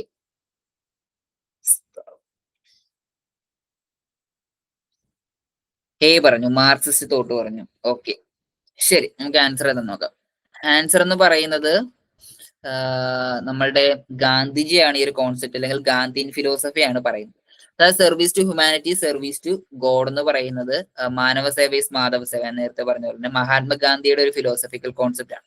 അപ്പൊ അദ്ദേഹം എപ്പോഴും ഈ ഒരു ഫിലോസഫിക്കൽ കോൺസെപ്റ്റ് വരാനായിട്ടുള്ള കാര്യം നമുക്കറിയാലോ, അദ്ദേഹം ഹരിജൻ എന്നൊരു പ്രസ്ഥാനം തന്നെ സ്ഥാപിച്ചിട്ടുണ്ടായിരുന്നു. അതായത് താഴെ വിഭാഗത്തിൽപ്പെട്ട സാധാരണക്കാരായിട്ടുള്ള ഹിന്ദുക്കളെയൊക്കെ തന്നെ അൺടച്ചബിലിറ്റി ഒക്കെ തന്നെ വളരെ പ്രിലവന്റ് ആയിട്ടുള്ള ഒരു കാര്യമായിരുന്നു. അപ്പൊ ബ്രാഹ്മണൻസ് എന്താ ചെയ്തിരുന്നത്, അവർ കൂടുതലായിട്ടും ദൈവസേവയായിരുന്നു ചെയ്തിരുന്നത്. അപ്പൊ സാധാരണക്കാരായിട്ടുള്ളവർക്ക് ഈ മതത്തിന്റെ പേരിലായിരുന്നു അവർ അൺടച്ചബിൾ എന്നും ബാക്ക്വേർഡ് എന്നും മാർജിനലൈസ്ഡ് ആയിട്ടൊക്കെ തന്നെ കണക്കാക്കിയിരുന്നു. ഇപ്പൊ ഒരു വിഭാഗം ജനങ്ങളെ ദളിതരെന്നോ അല്ലെങ്കിൽ വിഭാഗക്കാര് ഹരിജൻസ് എന്ന് പറയുന്ന വിഭാഗക്കാരെയൊക്കെ തന്നെ മാറ്റി നിർത്തിയിരിക്കുന്ന ഒരു കാലഘട്ടമായിരുന്നു. അപ്പൊ ആ ഒരു ടൈമിലായിരുന്നു അദ്ദേഹം പറയുന്നത് മാനവ സേവ, അതായത് എല്ലാ മനുഷ്യരും ഒന്നാണ്. അപ്പൊ ആ മനുഷ്യരെ സേവിക്കുന്നതാണ് ദൈവത്തിനെ സേവിക്കുന്നത് അർത്ഥം. നമ്മള് മനുഷ്യരെ മാറ്റി നിർത്തിയിട്ട് അൺടച്ചബിലിറ്റി എന്ന രീതിയിൽ മനുഷ്യരെ മാറ്റി നിർത്തിയിട്ട് കാര്യമില്ല, എന്നിട്ട് ദൈവത്തിനെ സേവിക്കുന്നത് കൊണ്ട് യാതൊരു വിധത്തിലുള്ള അർത്ഥവുമില്ല. യഥാർത്ഥ ദൈവാരാധന എന്ന് പറയുന്ന വർഷിപ്പ് എന്ന് പറയുന്നത് ജനങ്ങളെ സേവിക്കലാണെന്നാണ് പറയുന്നത്. അതാണ് അഹിംസ, അദ്ദേഹത്തിന്റെ പ്രിൻസിപ്പിൾസ് ആണ് അദ്ദേഹം പറയുന്നത്. നമ്മുടെ കമ്പാഷൻ, നോൺ വയലൻസ്, അഹിംസ, ഇക്വാളിറ്റി, പിന്നെ കർമ്മ, നിഷ്കാമ കർമ്മ എന്നൊക്കെ പറയുന്നത് അദ്ദേഹത്തിന്റെ പ്രധാനപ്പെട്ട ഗാന്ധിയൻ ഫിലോസഫിയാണ്. ഇനി നമ്മൾ നേരത്തെ പറഞ്ഞ നമ്മളുടെ മാർക്സിയൻ ഫിലോസഫി എന്ന് പറയുന്നത് നമുക്കറിയാം. മാർക്സിയൻ ഫിലോസഫി പറയപ്പെടുന്നത് എല്ലാവർക്കും തുല്യമായിട്ട് കൊടുക്കണം, ആ ഒരു കോൺസെപ്റ്റ് ആണ്. കമ്മ്യൂണിസത്തിന്റെ ഒരു കോൺസെപ്റ്റ് ആണ് ആ ഒരു കാര്യം. അപ്പോ അവിടെയും ജനങ്ങളെല്ലാം എന്താ തുല്യമായിട്ട് കാണണമെന്നാണ് പറയുന്നത്. മാർക്സ് എന്ന് പറയുന്നത് റിലീജിയനുമായിട്ട് യാതൊരു ബന്ധമില്ലാത്ത ഒരു വ്യക്തിയാണ്, അല്ലെങ്കിൽ ദൈവവുമായിട്ട് യാതൊരു ബന്ധമില്ലാത്ത വ്യക്തിയാണെന്ന് നമുക്ക് അറിയാവുന്നതാണ്. സോ കമ്മ്യൂണിസത്തിന്റെ ഒരു കോൺസെപ്റ്റ് തന്നെ നിരീശ്വരം അങ്ങനെയായിരുന്നു. അവർ ദൈവത്തിന് അല്ലെങ്കിൽ ദൈവം ഉണ്ടോ എന്ന് വിശ്വസിക്കുന്നില്ലായിരുന്നു. റിയൽ, അതായത് ട്രഡീഷണൽ ഫോം ഓഫ് കമ്മ്യൂണിസ്റ്റിന്റെ കാര്യമാണ് പറയുന്നത്, ഇപ്പോഴത്തെ കമ്മ്യൂണിസത്തിന്റെ കാര്യമല്ല പറയുന്നത്, ട്രഡീഷണൽ ഫോം. അപ്പൊ അവർക്ക് ആ ഒരു കാലഘട്ടത്തിൽ ദൈവം എന്ന് പറയുന്ന ഒരു കോൺസെപ്റ്റിലോട് തന്നെ അവർക്കൊട്ടും വിശ്വാസം ഉണ്ടായിരുന്നില്ല. സോ അപ്പൊ ഈ ഒരു കോൺസെപ്റ്റ് മുമ്പോട്ട് വെച്ചിരുന്നത് നമ്മളുടെ മഹാത്മജി ആയിരുന്നു. അപ്പോ അത് ഓർത്തു വെക്കുക. അടുത്തത് ഒരു question, who is known as the father of social insurance? അതായത് സോഷ്യൽ ഇൻഷുറൻസിന്റെ പിതാവ് എന്നറിയപ്പെടുന്നത് ആരാണ് എന്നാണ് ക്വസ്റ്റ്യൻ. ലോർഡ് ബിബ്രിഡ്ജ് ആണോ, Otto von Bismarck, Jawaharlal Nehru, Harold Laski? ആരാണെന്നാണ് ക്വസ്റ്റ്യൻ. ബിബ്രിഡ്ജ് എന്ന് പറഞ്ഞു, സൗദാബീസ് ഓഫ് ബിബ്രിഡ്ജ് എന്ന് പറഞ്ഞു. Okay, father of social insurance. Next Sanuja, Linu, Sanuja B പറഞ്ഞു, ഓട്ടോ വോൺ ബിസ്മാർക്ക് പറഞ്ഞു. ലിനു ഓക്കെ, ലിനുവിന്റെ ടേൺ ആണ്. എയും ബിയും വന്നു. ശരി, ആൻസറിലോട്ട് പോവാം. ആൻസർ എന്ന് പറയുമ്പോഴത്തേക്കും ആൻസർ എന്ന് പറയുമ്പോഴത്തേക്കും ഓട്ടോ വോൺ ബിസ്മാർക്ക് ആണ്. ഇദ്ദേഹം ജർമ്മനിയുടെ ചാൻസലർ ആയിരുന്നു 19th സെഞ്ചുറിയിൽ. ഇദ്ദേഹമാണ് ഫാദർ ഓഫ് സോഷ്യൽ ഇൻഷുറൻസ് എന്ന പേരിൽ അറിയപ്പെടുന്നത്. ഇദ്ദേഹമാണ് ആദ്യമായിട്ട് ഒരു സോഷ്യൽ ഇൻഷുറൻസ് സിസ്റ്റം ജർമ്മനിയിൽ 1883 1889 കാലഘട്ടത്തിൽ ആദ്യമായിട്ട് ഒരു modern social insurance system introduce ചെയ്തത് ഓട്ടോ വോൺ ബിസ്മാർക്ക് ആണ്, ജർമ്മനിയിലായിരുന്നു. അത് കോംപ്രഹെൻസീവ് ആയിട്ടുള്ള ഒരു പാർട്ടായിരുന്നു. അല്ലെങ്കിൽ എന്താ ഒരു സോഷ്യൽ ഇൻഷുറൻസിലെ ഹെൽത്ത് ഇൻഷുറൻസ് കൊണ്ടുവന്നിട്ടുണ്ടായിരുന്നു. പിന്നീട് എന്ത് തോന്നുന്നു, ആക്സിഡന്റ് ഇൻഷുറൻസ് സ്കീം കൊണ്ടുവന്നു. പിന്നെ old age and disability insurance ഉണ്ട്. നമ്മളിപ്പോ കാണുന്ന തരത്തിലുള്ള ഇൻഷുറൻസിന്റെ ഒക്കെ തന്നെ ഇപ്പൊ നമുക്ക് ഒരുപാട് ഇൻഷുറൻസ് കാണാറുണ്ട്. പല പല ഡിസീസിനൊക്കെ തന്നെ അങ്ങനെ പല രീതിയിലുള്ള ഇൻഷുറൻസ് ഉണ്ടല്ലോ. അപ്പോൾ ആ ഒരു രീതിയിൽ ആ ഒരു ടൈമില് ഒരു 19ാം നൂറ്റാണ്ട് 1880 കാലഘട്ടത്തിൽ തന്നെ ഇങ്ങനെ ഒരു സ്കീം കൊണ്ടുവന്നിട്ടുള്ള ഒരു വ്യക്തിയായിരുന്നു ഓട്ടോ വോൺ ബിസ്മാർക്ക് എന്ന് പറയുന്നത്. ഇദ്ദേഹത്തിന്റെ ഒരു കോൺസെപ്റ്റ് വെച്ചിട്ടാണ് നമ്മുടെ ലോർഡ് ബെവറിഡ്ജ് പിൽക്കാലത്ത് ഇൻഷുറൻസിന്റെ സോഷ്യൽ ഇൻഷുറൻസിന്റെ പ്രാധാന്യമൊക്കെ തന്നെ റെഫർ ചെയ്തിട്ടുള്ളത്. അപ്പൊ ഓർത്തു വെക്കുക, ഇൻഷുറൻസിന്റെ സോഷ്യൽ ഇൻഷുറൻസ് സിസ്റ്റത്തിന്റെ പിതാവ് എന്നറിയപ്പെടുന്നത് ഓട്ടോ വോൺ ബിസ്മാർക്ക് ആണ്. ജർമ്മനിയുടെ ചാൻസലർ ആയിരുന്നു. നെക്സ്റ്റ് നോക്കുന്നത്, in India the concept of social securities include under which part of the constitution. ഇതൊരു കോൺസ്റ്റിറ്റ്യൂഷൻ ക്വസ്റ്റ്യൻ ആണ്. നമുക്ക് കോൺസ്റ്റിറ്റ്യൂഷൻ പഠിക്കാനില്ല എങ്കിൽ കൂടി നമുക്കറിയാം നമ്മളുടെ സോഷ്യൽ വർക്ക്, നമുക്ക് social welfare administration, social security എന്നൊരു കോൺസെപ്റ്റ് ഒക്കെ തന്നെ നമുക്ക് കോൺസ്റ്റിറ്റ്യൂഷൻ ഇല്ലാതെ പോകാനായിട്ട് സാധിക്കില്ല. അപ്പൊ സോഷ്യൽ സെക്യൂരിറ്റി എന്നൊരു കോൺസെപ്റ്റ് നമുക്കറിയാം നമ്മളുടെ ഇന്ത്യൻ കോൺസെപ്റ്റിലോട്ട് വരുമ്പോഴത്തേക്കും സോഷ്യൽ വെൽഫെയർ എന്ന് പറയുന്നത് തന്നെ നമ്മളുടെ കോൺസ്റ്റിറ്റ്യൂഷനെ ബേസ് ചെയ്തിട്ടാണ് വന്നത്. അപ്പൊ സോഷ്യൽ സെക്യൂരിറ്റി എന്നൊരു കോൺസെപ്റ്റ് നമ്മളുടെ ഇന്ത്യൻ കോൺസ്റ്റിറ്റ്യൂഷന്റെ ഏത് പാർട്ടിനെയാണ് അണ്ടർലൈൻ ചെയ്യുന്നത്, അല്ലെങ്കിൽ ഏത് പാർട്ടിലാണ് ഇൻക്ലൂഡഡ് ആയിട്ടുള്ളത് എന്നാണ് ക്വസ്റ്റ്യൻ. ഫണ്ടമെന്റൽ റൈറ്റ്സ് ഉണ്ട്, DPSP ഉണ്ട്, ഫണ്ടമെന്റൽ ഡ്യൂട്ടീസ് ഉണ്ട്. ഓക്കെ, ഫണ്ടമെന്റൽ ഡ്യൂട്ടീസ് ഉണ്ട്, പ്രിയാമ്പിൾ ഉണ്ട്. ഇതിൽ ഏത് പാർട്ടാണ് സോഷ്യൽ സെക്യൂരിറ്റിയുമായിട്ട് കണക്ട് ആയിരിക്കുന്നതാണ് ചോദിക്കുന്നത്. ഓക്കെ, സനൂജ ബി പറഞ്ഞു. ലിനു ട്രാവലിംഗ് എന്ന് പറയുന്നുണ്ട്. ഓക്കെ, സൗദാബി പറയൂ.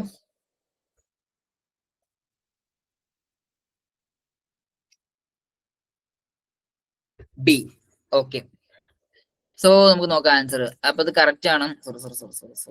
സോറി, കറക്റ്റ് ആണ്. DPSP ആണ്. നമുക്കറിയാം പാർട്ട് 4. ഇതിനകത്ത് നമുക്ക് 3 കാര്യങ്ങളാണ് പഠിക്കാൻ സാധിക്കുന്നത്. അതായത് പാർട്ട് 4 ഇന്ത്യൻ കോൺസ്റ്റിറ്റ്യൂഷന്റെ പാർട്ട് 4 ആർട്ടിക്കിൾ 36 തൊട്ട് 51 വരെയാണ് DPSP പറയുന്നത്, directive principles of state policy എന്ന് പറയുന്നത്.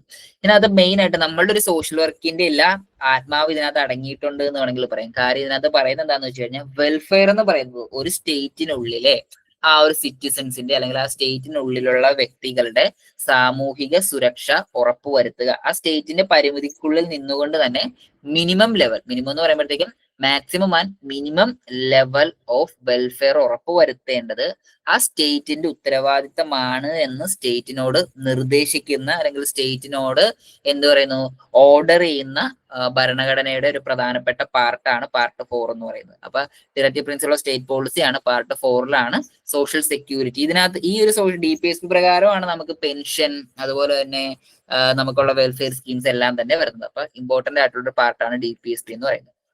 അടുത്തൊരു പ്രധാനപ്പെട്ട question, which article of the constitution lays the foundation for social security measures for person with disability, aged and unemployment. അതായത് ഡിസേബിൾഡ് ആയിട്ടുള്ള വ്യക്തികൾ, ഏജ്ഡ് ആയിട്ടുള്ള വ്യക്തികൾ, അൺഎംപ്ലോയ്ഡ് ആയിട്ടുള്ള വ്യക്തികൾ, ഇവർക്കൊക്കെ തന്നെ ഒരു സോഷ്യൽ സെക്യൂരിറ്റി പ്രൊവൈഡ് ചെയ്യണം എന്ന് പറയുന്ന ഒരു കോൺസ്റ്റിറ്റ്യൂഷന്റെ ആർട്ടിക്കിൾ ഏതാണെന്നാണ് ക്വസ്റ്റ്യൻ.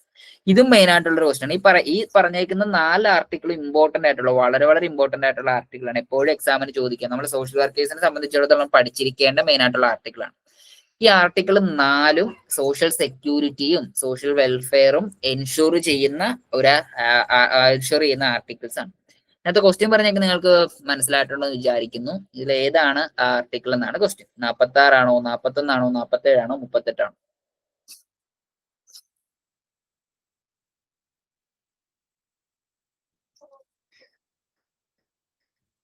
റിപ്ലൈ ചെയ്തോളൂ. ആർട്ടിക്കിൾ 47 പറയുന്നു.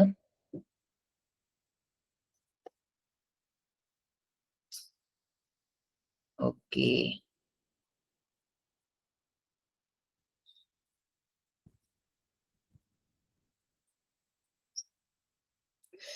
ശരി, നമുക്ക് അതിന്റെ എക്സ്പ്ലനേഷൻ പോകാം. എക്സ്പ്ലനേഷൻ എന്ന് പറയുമ്പോഴത്തേക്കും ആർട്ടിക്കിൾ 41 ആണ്.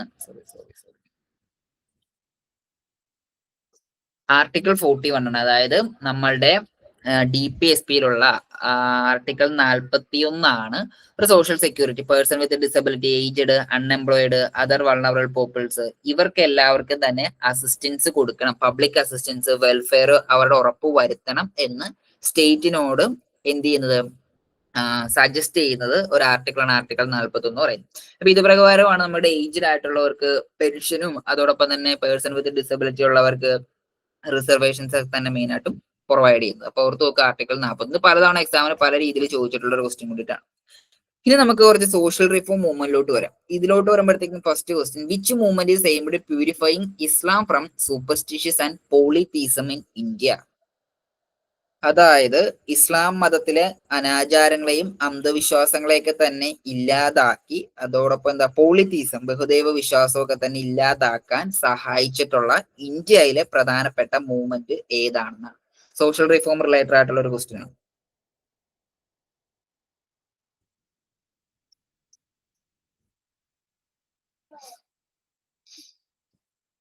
Try to answer.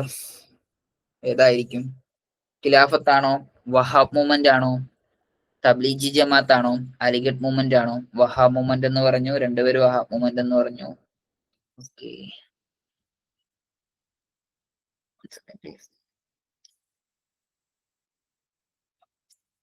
Sabitha Shabna, നിങ്ങൾക്കൊക്കെ റിപ്ലൈ ആട്ടോ, നിങ്ങൾ ആരും ഇതുവരെ ഒന്നും പറയുന്നില്ല.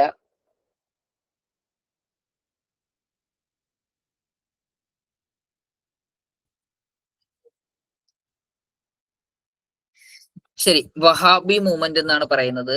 എന്താണ് ആൻസർ എന്ന് നമുക്ക് നോക്കാം. യെസ്, വഹാബി മൂവ്മെന്റ് ആണ് കറക്റ്റ് ആയിട്ടുള്ളത്. വഹാബി മൂവ്മെന്റ് എന്ന് പറയുന്നത് ഇന്ത്യയെ സംബന്ധിച്ചിടത്തോളം ഒരു ഇസ്ലാമിക് റിവ്യൂലിസ്റ്റ് മൂവ്മെന്റ് ആയിരുന്നു. അതിനകത്ത് മെയിൻ ആയിട്ടും പറയുന്നത് ഇസ്ലാം മതത്തിലെ അന്ധവിശ്വാസങ്ങൾ, അതോടൊപ്പം തന്നെ പോളിതീസം, അതോടൊപ്പം എന്താ പറയുക വിശ്വാസത്തിന് എതിരായിട്ടുള്ള അൺഇസ്ലാമിക് പ്രാക്ടീസ്, അതിനെയൊക്കെ തന്നെ എന്താ പറയുക ഇല്ലാതാക്കാനും ആ ഒരു രീതിയിലൂടെ ഇസ്ലാം മതത്തിനെ ഒന്ന് പ്യൂരിഫൈ ചെയ്യുന്നതിന് വേണ്ടിയിട്ട് വന്നിട്ടുള്ള ഒരു പ്രധാനപ്പെട്ട മൂവ്മെന്റ് ആയിരുന്നു വഹാബി മൂവ്മെന്റ് എന്ന് പറയുന്നത്. ഇത് മെയിൻ ആയിട്ടും അബ്ദുൾ വഹാബ്, അറേബ്യയിലുള്ള അബ്ദുൾ വഹാബിന്റെയും അതോടൊപ്പം തന്നെ ഷാ വാലിഹുള്ള പിന്നീട് പോപ്പുലറൈസ് ആയിട്ടുള്ളവരാണ്. അപ്പൊ അവരിൽ നിന്ന് അവരുടെ ടീച്ചിങ്സും അവരുടെ എന്താ പരിജ്ഞാനം, അവരുടെ ഒരു എന്താ അവരുടെ ഒരു ഇൻസൈറ്റ്സിൽ നിന്നൊക്കെ തന്നെ ഇൻസ്പയർ ആയിട്ടാണ് ഇങ്ങനെ ഒരു മൂവ്മെന്റ് പ്രധാനമായിട്ടും വന്നിരുന്നത്. പിന്നെ എന്താ പറയുക, ഈ മൂവ്മെന്റ്സ് ആണ് പ്രധാനമായിട്ട് എന്ത് ചെയ്തു ഇന്ത്യയിലോട്ട് ഖുറാനിലോട്ടും അതോടൊപ്പം തന്നെ തവിഹ് ഇതിലോട്ടൊക്കെ തന്നെ തിരിച്ചു പോവുക എന്ന രീതിയിൽ ഖുറാൻ യഥാർത്ഥ ഒറിജിനൽ ടീച്ചിങ്, ഖുറാന്റെ യഥാർത്ഥ ടീച്ചിങ്സിലോട്ടൊക്കെ തന്നെ തിരിച്ചു പോവാനായിട്ടൊക്കെ തന്നെ ആഹ്വാനം ചെയ്തിട്ടുള്ള ഒരു പ്രധാനപ്പെട്ട മൂവ്മെന്റ് ആയിരുന്നു വഹാബി മൂവ്മെന്റ് എന്ന് പറയുന്നത്.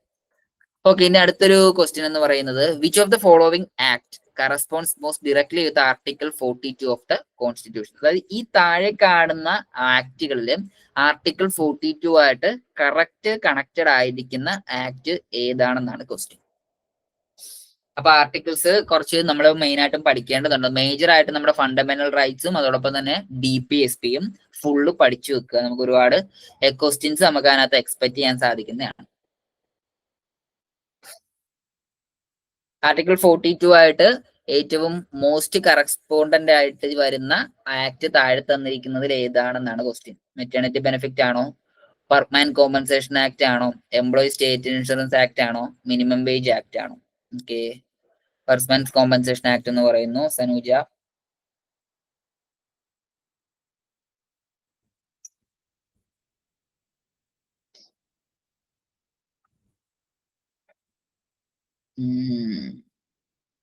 ESA ആക്ട് എന്ന് പറയുന്നു Saudabi.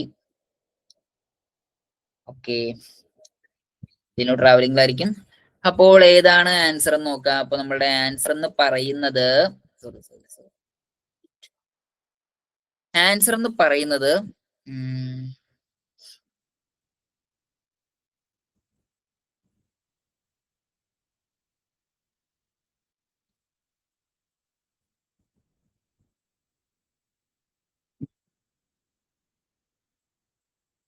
okay. The 42, the directive principle statement, the article specifically emphasizes the protection and welfare of women workers, especially during maternity. അപ്പോൾ നമ്മളുടെ ആക്ട് പറഞ്ഞത് മെറ്റേണിറ്റി ബെനിഫിറ്റ് ആക്ട് 1961 അതൊരു കോൺസ്റ്റിറ്റ്യൂട്ടീവ് ഡയറക്റ്റീവ് ആണ്.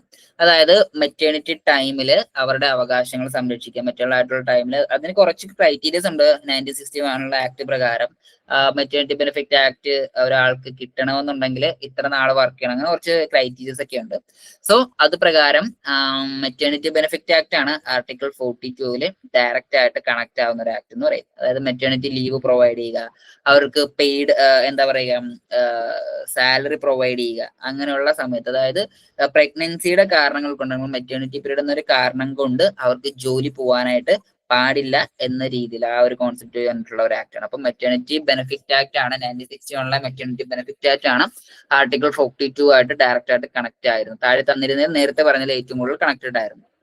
അടുത്തൊരു ക്വസ്റ്റ്യൻ എന്ന് പറയുന്നത് ദളിത് മൂവ്മെന്റിന് വേണ്ടിയിട്ടും ഡിപ്രസ്ഡ് ക്ലാസ്സിനൊക്കെ വേണ്ടിയിട്ട് ദളിത് മൂവ്മെന്റ്സ് ദളിത് വിഭാഗത്തിന്റെ ഉന്നമനത്തിന് വേണ്ടിയിട്ട് ഡിപ്രസ്ഡ് ക്ലാസ് മിഷൻ സൊസൈറ്റി 1906 സ്ഥാപിച്ചത് ആരാണ് എന്നതാണ് ക്വസ്റ്റ്യൻ. താഴെ തന്നിരിക്കുന്നതിൽ ആരാണ് ഡിപ്രസ്ഡ് ക്ലാസ് മിഷൻ സൊസൈറ്റി 1906 സ്ഥാപിച്ചിട്ടുള്ളതെന്നാണ് ക്വസ്റ്റ്യൻ. പിന്നെ അത് 3 കാര്യങ്ങൾ പഠിക്കാം. ഒന്നാമത്തെ സംഭവം ഡിപ്രസ്ഡ് ക്ലാസ് മിഷൻ സൊസൈറ്റി 1906 സ്ഥാപിച്ചിട്ടുള്ളത്. അതിന്റെ ലക്ഷ്യം എന്ന് പറയുന്നത് ദളിത് അപ്ലിഫ്റ്റ്മെന്റ് ആണ്. ഇനി നോക്കാനായിട്ട് പോകുന്നത് അതിന്റെ സ്ഥാപകൻ ആരാണ്? MG റാനഡെ ആണോ, ഗോപാലകൃഷ്ണ ഗോഖലെ ആണോ, വിധാൽ രാമാജി ഷിൻഡെ ആണോ, BR അംബേദ്കർ ആണോ? ഓക്കെ, മഹാത്മാ ഗോവിന്ദ റാവഡെ എന്ന് പറയുന്നു. ഗോപാലകൃഷ്ണ ഗോഖലെ നിങ്ങൾക്ക് അറിയാമെന്ന് വിശ്വസിക്കുന്നു. നമ്മുടെ മഹാത്മാഗാന്ധിജിയുടെ ആത്മീയ ഗുരുവാണ്, രാഷ്ട്രീയ ആത്മീയ ഗുരുവാണ്. രാഷ്ട്രീയ ഗുരുവാണ് തോന്നുന്നു ഗോപാലകൃഷ്ണ ഗോഖലെ. വിധാൽ രാംജി ഷിൻഡെ ഉണ്ട്, BR അംബേദ്കർ ഉണ്ട്. അംബേദ്കർ ആണ് നമ്മുടെ കോൺസ്റ്റിറ്റ്യൂഷൻ എഴുതിയിട്ടുള്ളത്. ഓക്കെ, ഇപ്പോ നമുക്ക് 3 പേര് പറയുന്നു. സനൂജ പറഞ്ഞു, ലിനു പറഞ്ഞു, സൗദാബി ഓപ്ഷൻ ഉണ്ടോ? 2 പേരും MG റാനഡെ തന്നെയാണ് പറയുന്നത്. മഹാത്മാ ഗോവിന്ദ റാനഡെയാണ് പറയുന്നത്. സോ സൗദാബിയും MG റാനഡെ പറഞ്ഞു. എന്തായിരുന്നു കറക്റ്റ് ആൻസർ നോക്കിക്കഴിഞ്ഞാൽ നെക്സ്റ്റ് നിങ്ങൾ 3 പേരും പറഞ്ഞത് ചെറുതായിട്ടൊന്ന് തെറ്റിപ്പോയിട്ടുണ്ട്. ആൻസർ എന്ന് പറയുന്നത് വിധാൽ രാംജി ഷിൻഡെ ആയിരുന്നു. ഇദ്ദേഹം വളരെ പ്രൊമിനർ ആയിട്ടുള്ള ഒരു സോഷ്യൽ റിഫോമറും കൂടിയിട്ടായിരുന്നു. ദളിത് അപ്ലിഫ്റ്റിന് വേണ്ടിയിട്ട് വർക്ക് ചെയ്യുന്ന ഒരു വ്യക്തിയും കൂടിയിട്ടായിരുന്നു. ഇദ്ദേഹമാണ് ഡിപ്രസ്ഡ് ക്ലാസ് മൂവ്മെന്റ് 1906 മുംബൈയിലാണ് ഇദ്ദേഹം സ്ഥാപിച്ചിട്ടുള്ളത്. മെയിൻ ആയിട്ടുള്ള ലക്ഷ്യം എന്ന് പറയുന്നത് ദളിത് വിഭാഗക്കാരുടെ സോഷ്യൽ, എഡ്യൂക്കേഷണൽ, എക്കണോമിക് കണ്ടീഷൻസിന്റെ ഒരു ഇംപ്രൂവ്മെന്റ് ആയിരുന്നു മെയിൻ ആയിട്ടുള്ള ലക്ഷ്യമായിട്ട് അദ്ദേഹം വെച്ചിരുന്നത്. പിന്നെ എന്ത് ചെയ്തു? സോഷ്യൽ ഇക്വാളിറ്റി, ദളിതർക്ക് വിദ്യാഭ്യാസവും സാമൂഹികമായിട്ടുള്ള ഇക്വാലിറ്റിക്ക് അവരെന്ത് ചെയ്തു? പ്രൊമോഷൻ കൂടുതലായിട്ട് കൊടുത്തു, അഡ്വക്കേറ്റ് ചെയ്തു. പിന്നെ അൺടച്ചബിലിറ്റി ഇല്ലാതാക്കുക, ഇന്റർകാസ്റ്റ് യൂണൈറ്റ്, ഹിന്ദു മതത്തിനുള്ളിൽ തന്നെ ഒരു റീഫോം, ഇങ്ങനെയുള്ള കാര്യങ്ങൾക്ക് തന്നെ കൂടുതൽ പ്രാധാന്യം കൊടുക്കുകയും ചെയ്തിട്ടുള്ള ഒരു വിഭാഗം കൂടിയിട്ടായിരുന്നു. അപ്പൊ വിധാൽ രാംജി ഷിൻഡെ ആണ് ഈ ഒരു പ്രസ്ഥാനത്തിന് സ്ഥാപിച്ചിട്ടുള്ളത്.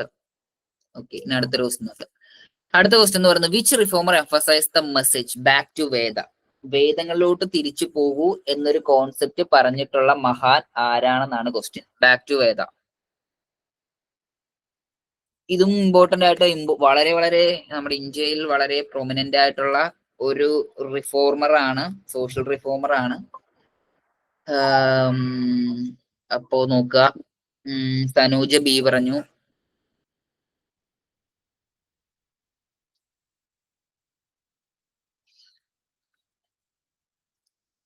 ഓക്കെ, സൗദും B പറഞ്ഞു, ലിനുവും B പറഞ്ഞു. നോക്കാം എന്താണ് കറക്റ്റ് ആൻസർ എന്ന് നോക്കാം. റൈറ്റ് ആണ്, സ്വാമി ദയാനന്ദ സരസ്വതിയാണ്. അപ്പോ സ്വാമി ദയാനന്ദ സരസ്വതിയെ കുറിച്ച് പറയാനായിട്ടാണെന്നുണ്ടെങ്കിൽ അദ്ദേഹം ആര്യ സമാജം എന്ന് പറയുന്ന ഒരു പ്രസ്ഥാനത്തിന്റെ സ്ഥാപകനായിരുന്നു. ആര്യ സമാജത്തിലാണ് അദ്ദേഹം മെയിൻ ആയിട്ടും ബാക്ക് ടു വേദാസ് എന്ന് പറയുന്നത്. കാര്യം എന്തുകൊണ്ട് വേദത്തിലോട്ട് പോകാൻ അദ്ദേഹം പറഞ്ഞു എന്ന് പറഞ്ഞു കഴിഞ്ഞാൽ, കാര്യം ആ ഒരു കാലഘട്ടത്തിൽ ഹിന്ദു മതത്തിൽ ഒരുപാട് ദുരാചാരങ്ങളും അനാചാരങ്ങളും ഒക്കെ തന്നെ നിലനിന്നു. അപ്പൊ ആ അനാചാരങ്ങളും ദുരാചാരങ്ങളും ഒക്കെ തന്നെ ഇല്ലാതാക്കാനായിട്ട് ഏറ്റവും സൊല്യൂഷൻ എന്ന് പറയുന്നത് വേദമാണ്. വേദം പഠിക്കുക, വേദത്തിലോട്ട് തിരിച്ചു പോവുക, വേദത്തിൽ പറയുന്നത് പോലെ ധർമ്മങ്ങളും അതൊക്കെ പ്രതിഷ്ഠിച്ച് പോവുക എന്നുള്ളതായിരുന്നു മെയിൻ ആയിട്ടുള്ള ലക്ഷ്യം എന്ന് പറയുക. പിന്നെ അദ്ദേഹം ഒന്ന് പറയാനായിട്ടാണെന്നുണ്ടെങ്കിൽ അദ്ദേഹം വേറൊരു പ്രസ്ഥാനങ്ങളുടെ ശുദ്ധി മൂവ്മെന്റ് എന്നൊരു പ്രസ്ഥാനം കൂടെ സ്ഥാപിച്ചിട്ടുണ്ടായിരുന്നു.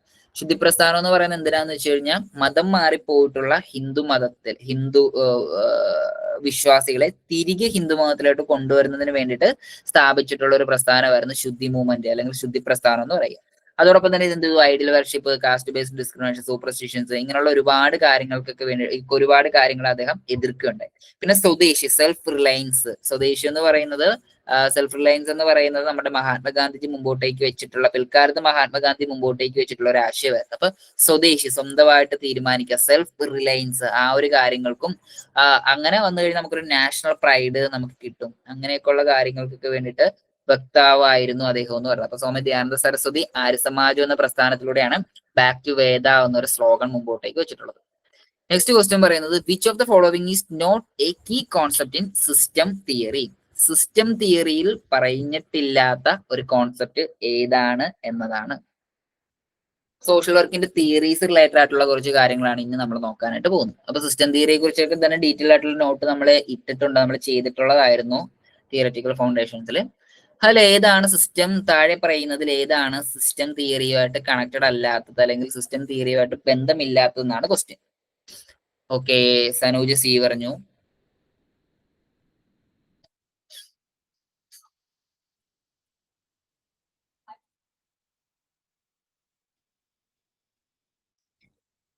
സനൂജ് സി പറഞ്ഞു. ബാക്കിയാരാ?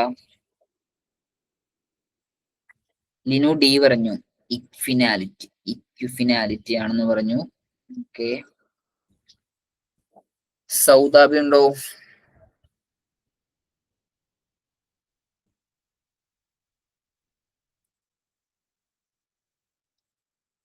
ശരി, നമുക്ക് ആൻസറിലോട്ട് പോവാം. ഓക്കെ, എ പറഞ്ഞു, ഫീഡ്ബാക്ക് പറഞ്ഞു. ഇപ്പൊ 3 പേരും 3 ആൻസർ ആണ് പറഞ്ഞിട്ടുള്ളത്. എന്താണ് ആൻസർ എന്ന് നോക്കിക്കഴിഞ്ഞാൽ സോറി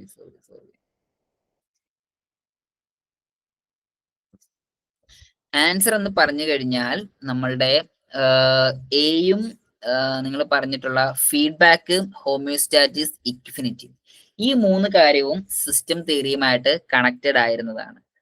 നമ്മൾ പറഞ്ഞ ഇത് ഈഗോ എന്ന് പറയുന്ന സംഭവം നമ്മുടെ സിഗ്മണ്ട് ഫ്രോയിഡിന്റെ സൈക്കോ അനലിറ്റിക്കൽ തിയറിയുമായിട്ടാണ് കണക്റ്റഡ് ആയിട്ടുള്ളത്. അപ്പോൾ ഓർത്ത് നോക്കുക, സിസ്റ്റം തിയറി എന്താണെന്ന് നമുക്ക് നോക്കാം. സിസ്റ്റം തിയറി എന്ന് പറയുന്നത് സിസ്റ്റം, നമുക്കൊരു ഇപ്പൊ നമ്മളൊരു കമ്പ്യൂട്ടറിൽ തന്നെ എടുത്തു കഴിഞ്ഞാൽ നമ്മൾ അതിനെ സിസ്റ്റം എന്ന് പറയുന്നത് എന്താണെന്ന് വെച്ച് കഴിഞ്ഞാൽ മോണിറ്റർ, CPU, കീബോർഡ്, മൗസ്, ഇത്രയും ചേരുന്നത് കൊണ്ടാണ് നമ്മൾ അതിനെ സിസ്റ്റം എന്ന് പറയുന്നത്. സെയിം കോൺസെപ്റ്റ് തന്നെയാണ്. അതായത് ഇങ്ങോട്ടേക്ക് സൊസൈറ്റിയിലോട്ട് വരുമ്പോഴത്തേക്കും ഇൻഡിവിജ്വല്, ഫാമിലി, കമ്മ്യൂണിറ്റി, ഇത് 3ഉം ചേരുന്നതാണ് സിസ്റ്റം എന്ന് പറയുന്നത്. ഇത് 3ഉം പരസ്പരം 1 is each one is mutually connected. അതായത് ഇൻഡിവിജ്വൽസ്, ഫാമിലി, കമ്മ്യൂണിറ്റി ഇതെല്ലാം തന്നെ പരസ്പരം കണക്റ്റഡ് ആണ്. ഈ ഒരു സിസ്റ്റത്തിൽ ഏതെങ്കിലും ഒരു പ്രോബ്ലം വന്നു കഴിഞ്ഞാൽ, അല്ലെങ്കിൽ ഈ ഒരു സിസ്റ്റത്തിൽ എന്തെങ്കിലും ഒരു പ്രശ്നം ഉണ്ടായി കഴിഞ്ഞാൽ അത് സിസ്റ്റത്തിന്റെ മൊത്തത്തിലുള്ള പ്രവർത്തനത്തിനെ ബാധിക്കും എന്നാണ് പറയുന്നത്. The feedback എന്താന്ന് വെച്ചാൽ the process through which system receive information about its performance and adjust accordingly.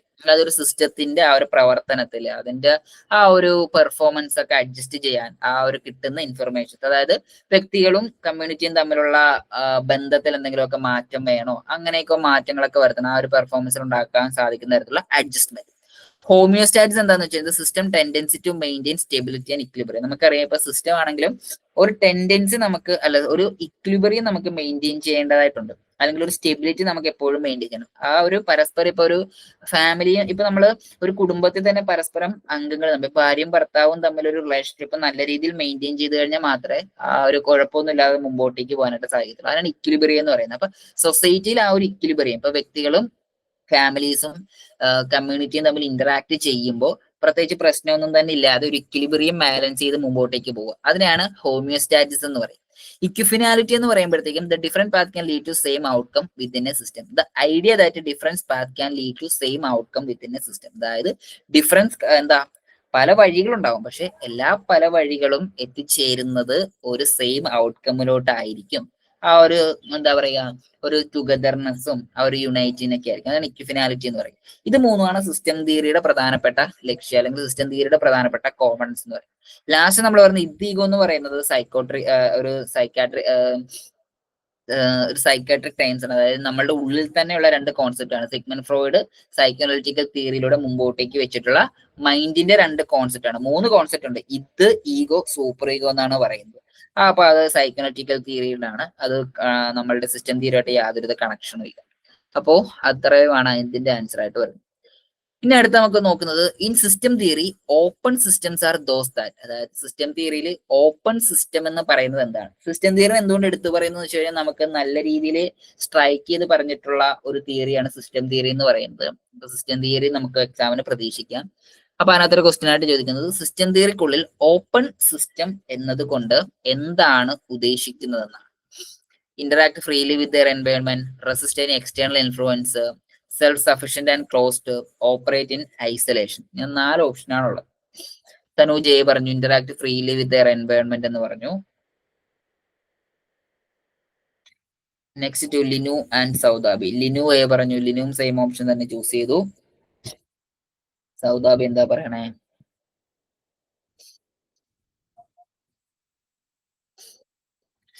മൂന്നുപേരും എ ആണ് ചൂസ് ചെയ്തിട്ടുള്ളത്. അപ്പൊ നമുക്ക് ആൻസർ എന്താന്ന് നോക്കി കഴിഞ്ഞാൽ നെക്സ്റ്റ്, അതായത് നമ്മൾ പറഞ്ഞതുപോലെ system theory and open system is the one continuously interact with the environment by exchanging energy informations and resource. അപ്പൊ നമ്മൾ പറഞ്ഞ ഓപ്ഷൻ എ തന്നെയാണ്. അതായത് കണ്ടിന്യൂസ് ആയിട്ട് പരസ്പരം നമ്മൾ ഇന്ററാക്ട് ചെയ്യുന്നു, പരസ്പരം നമ്മൾ ഇൻഫർമേഷൻസ് എക്സ്ചേഞ്ച് ചെയ്യുന്നു, റിസോഴ്സ് എക്സ്ചേഞ്ച് ചെയ്യുന്നു, എനർജി എക്സ്ചേഞ്ച് ചെയ്യുന്നു. ഇത്തരത്തിലുള്ള കാര്യങ്ങളൊക്കെയാണ് സിസ്റ്റം തിയറിയുള്ള ഓപ്പൺ സിസ്റ്റം എന്നുകൊണ്ട് ഉദ്ദേശിക്കുന്നത്. നിങ്ങളുടെ പറയുന്നത് ഒരു ഡൈനാമിക്കും അഡാപ്റ്റീവ് ആയിട്ടുള്ള രീതിയിൽ ഒരു സൊസൈറ്റിയിലായിക്കോട്ടെ എൻവയോൺമെന്റിൽ ഓരോ മാറ്റങ്ങൾ കൊണ്ടുവരാനായിട്ട് സാധിക്കുന്നുണ്ട്. ഈ മാറ്റങ്ങളാണ് നമ്മളുടെ ഫീഡ്ബാക്ക് മെക്കാനിസത്തിനെയൊക്കെ തന്നെ എന്ത് ചെയ്യുക, ബാലൻസ് ചെയ്യുക. സോ അപ്പൊ അതായിരുന്നു അതിന്റെ ആൻസർ എന്ന് പറയുന്നത്. അടുത്ത ആൻസർ എന്ന് പറയുന്നത് which of the following tool helps in understanding the family background and relationship of A client. അതായത് നമ്മള് കേസ് വർക്കിലും അതോടൊപ്പം തന്നെ MSc എടുക്കുമ്പോൾ മെന്റൽ സ്റ്റേറ്റ് എക്സാമിനേഷൻസ് ഒക്കെ എടുക്കുമ്പോൾ നമ്മൾ മെയിൻ ആയിട്ടും ഉപയോഗിക്കുന്ന ഒരു ടൂളിനെ കുറിച്ചിട്ടാണ് ക്വസ്റ്റ്യൻ ചോദിച്ചിട്ടുള്ളത്.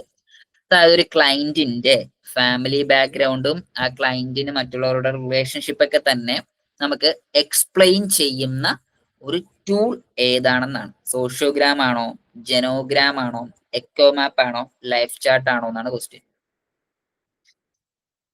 ജെനോഗ്രാം എന്ന് ലിനു പറയുന്നു.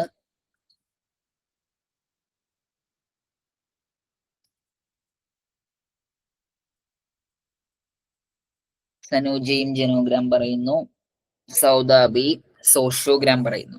ഓക്കെ, മൂന്നുപേര് നിലവിലുള്ള കാരണം മൂന്നുപേര് ആൻസർ ചെയ്ത കാരണം നമുക്ക് ആൻസറിലോട്ട് പോവാം. ആൻസർ എന്ന് പറയുന്നത് ഒരു minute life chart. Linu already പറഞ്ഞിട്ടുള്ളതല്ലായിരുന്നു ആൻസർ. ലൈഫ് ചാർട്ടിലോട്ട് മാറിയേക്കാണ് ഡിനു. പക്ഷെ കറക്റ്റ് ആൻസർ എന്ന് പറയുന്നത് ലിനു ആദ്യം ചൂസ് ചെയ്ത ജെനോഗ്രാം ആയിരുന്നു. ജെനോഗ്രാം അറിയാലോ, നിങ്ങളൊക്കെ തന്നെ കേസ് സ്റ്റഡി ചെയ്തിട്ടുണ്ടെങ്കിൽ നമ്മൾ MSW സമയത്ത് നമ്മൾ ഉപയോഗിക്കുന്ന ഒന്നാണ് ജെനോഗ്രാം എന്ന് പറയുന്നത്. അതായത് ഇപ്പൊ നമ്മൾ കേസ് വർക്കിലും അതോടൊപ്പം തന്നെ MScയിലും നമ്മളത് കാണിക്കാറുണ്ട്. ഇത് കൂടുതൽ നമ്മൾ കേസ് വർക്കിലാണ് അത് കൂടുതലായിട്ട് നമ്മൾ ചെയ്യുന്നത്. ഇപ്പൊ ഒരു റിലേഷൻഷിപ്പ് കാണിക്കാനായിട്ട് നമ്മൾ പെട്ടെന്ന് നമുക്കൊരു പിക്ചോറിക്കൽ റെപ്രസെന്റേഷൻ ആണ് ഫാമിലി സ്ട്രക്ചർ. അതായത് അതിനകത്ത് പ്രാക്ടീസ് ഉണ്ട്. ഇപ്പൊ നമുക്ക് സ്ക്വയർ എന്ന് പറയുന്നത് മെന്നാണ്, അതോടൊപ്പം തന്നെ സർക്കിൾ എന്ന് പറയുന്നത് ഫീമെയിൽ ആണ്. അങ്ങനെയുള്ള പിക്ചോറിക്കൽ റെപ്രസെന്റേഷൻസിനാണ് നമ്മൾ ജെനോഗ്രാം എന്ന് പറയുന്നത്. ഈ ജെനോഗ്രാം പരസ്പരം നമുക്ക് കണക്ട് ചെയ്യാനായിട്ട് സാധിക്കും. അപ്പൊ അതിന്റെ താഴെ തന്നെ നമുക്ക് ഇപ്പൊ അവർക്ക് മക്കളുണ്ടെന്ന് വിചാരിക്കും. അപ്പൊ അവരുടെ ഫാമിലി മക്കളുണ്ടെന്നുണ്ടെങ്കിൽ എത്ര മക്കളുണ്ട്, രണ്ട് ഇപ്പൊ ഡയറക്റ്റ് ആയിട്ട് നമ്മള് ഒരു ട്രയാങ്കിൾ പോലെ നമ്മൾ രണ്ടും കൂടെ യോജിപ്പിച്ചിട്ട് അവരുടെ മക്കൾ ആരൊക്കെയാണ് അങ്ങനെയൊക്കെ തന്നെ പോകുന്ന ഒരു പിക്ചോറിക്കൽ റെപ്രസെന്റേഷനാണ് നമ്മൾ ജെനോഗ്രാം എന്ന് വിചാരിക്കുന്നത്. അതൊരു വിഷ്വൽ ടൂൾ ആണ്. ഇപ്പൊ ഡിവോഴ്സ്ഡ് ആയിട്ടുണ്ട് അല്ലെങ്കിൽ ഡെഡ് ആയിട്ടുണ്ട് അങ്ങനെയൊക്കെ ഉണ്ടെന്നുണ്ടെങ്കിൽ നമുക്ക് അതിന് ഓരോരോ കോഡുകൾ നമുക്ക് കൊടുക്കാനായിട്ട് സാധിക്കും അതിനുള്ളിൽ തന്നെ. അപ്പൊ അങ്ങനെയുള്ള കോൺസെപ്റ്റ്സിനാണ് ജെനോഗ്രാം എന്ന് പറയുക. അപ്പം ഒരു ഇൻഡിവിജ്വലിന്റെ ഫാമിലി ബാക്ക്ഗ്രൗണ്ടും അവന്റെ റിലേഷൻഷിപ്പും ഒക്കെ തന്നെ പെട്ടെന്ന് നമുക്ക് മനസ്സിലാക്കാൻ നമ്മളെ സഹായിക്കുന്ന കേസ് വർക്കിലെ ഒരു പ്രധാനപ്പെട്ട ടൂളാണ് ജെനോഗ്രാം എന്ന് പറയുന്നത്. അപ്പൊ ഓർത്ത് നോക്കാൻ മാറിപ്പോകരുത്. ഇതിന് നേരത്തെ നമ്മൾ കണ്ടിട്ടുള്ള സോഷ്യോഗ്രാം എന്ന് പറയുന്നത് അത് സൊസൈറ്റി ലൈഫിലോട്ട് വരുമ്പോൾ ഇതിലോട്ട് വരുമ്പോഴത്തേക്കുള്ളതാണ്. എക്കോ മാപ്പിംഗ് എന്ന് പറയുന്നത് നമ്മൾ കൂടുതലായിട്ട് നമുക്ക് കമ്മ്യൂണിറ്റി ഓർഗനൈസേഷൻസ് CO പ്രോഗ്രാമിലോട്ടൊക്കെ വരുമ്പോൾ വെൻ ഡയഗ്രാം, അതുപോലെ തന്നെ നമ്മൾ ചെയ്യുന്ന കുറച്ച് ടൂൾസ് ഉണ്ട്. PRA ഒക്കെ ചെയ്യുമ്പോഴത്തേക്കും നമുക്ക് ഉപയോഗിക്കാനായിട്ട് സാധിക്കുന്നതാണ്. ലൈഫ് ചാർട്ട് എന്ന് പറയുന്നത് നമുക്ക് അവിടെ തന്നെ ഉപയോഗിക്കാൻ പറ്റുന്ന ഒന്നാണ്. അപ്പൊ ഓർത്ത് നോക്കുക, ജെനോഗ്രാം ആണ് സോഷ്യൽ വർക്കിൽ കേസ് വർക്കിൽ നമ്മൾ കൂടുതലായിട്ട് ഉപയോഗിക്കുന്ന പ്രധാനപ്പെട്ട ഒരു ടൂൾ എന്ന് പറയുന്നത്. അടുത്ത ഒരു ക്വസ്റ്റ്യൻ എന്ന് പറയുന്നത് which of the following tool is used for measuring client progress or changes over time. അതായത് ഒരു ക്ലയന്റിന്റെ പ്രോഗ്രസ് ഓരോ ടൈം അനുസരിച്ച് ഓരോ മാറ്റങ്ങൾ അനുസരിച്ച്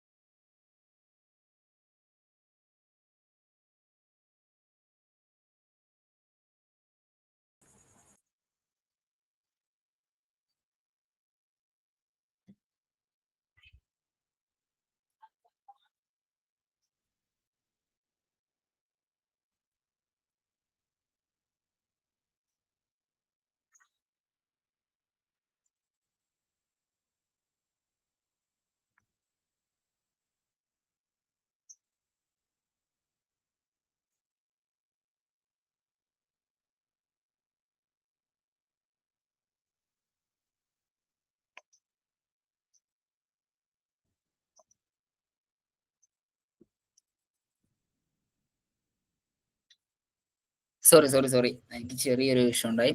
ഓക്കെ, നമുക്ക് അടുത്ത ക്വസ്റ്റിനോട്ട് പോവാം. അപ്പൊ അതിന്റെ ആൻസർ എന്ന് പറയുന്നത് റേറ്റിംഗ് സ്കെയിൽ ആയിരുന്നു. അതായത് റേറ്റിംഗ് സ്കെയിൽ എന്ന് പറയുന്നത് ഇത് നമ്മളൊരു ക്വാണ്ടിറ്റേറ്റീവ് ടൂൾ ആണ്.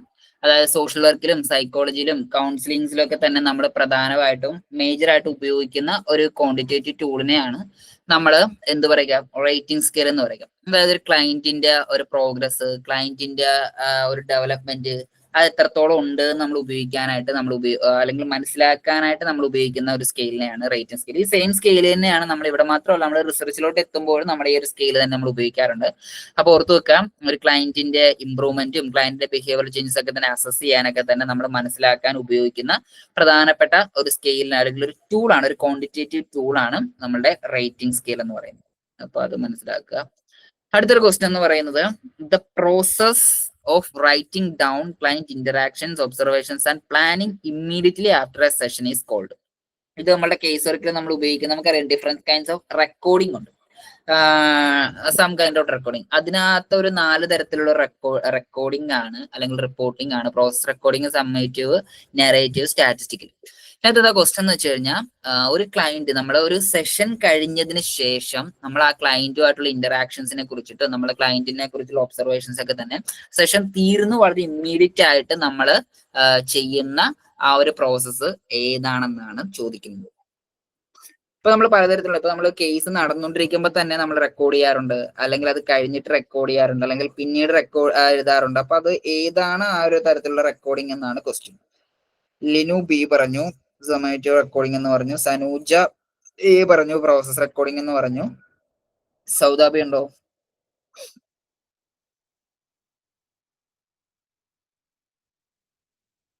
എ പറഞ്ഞു.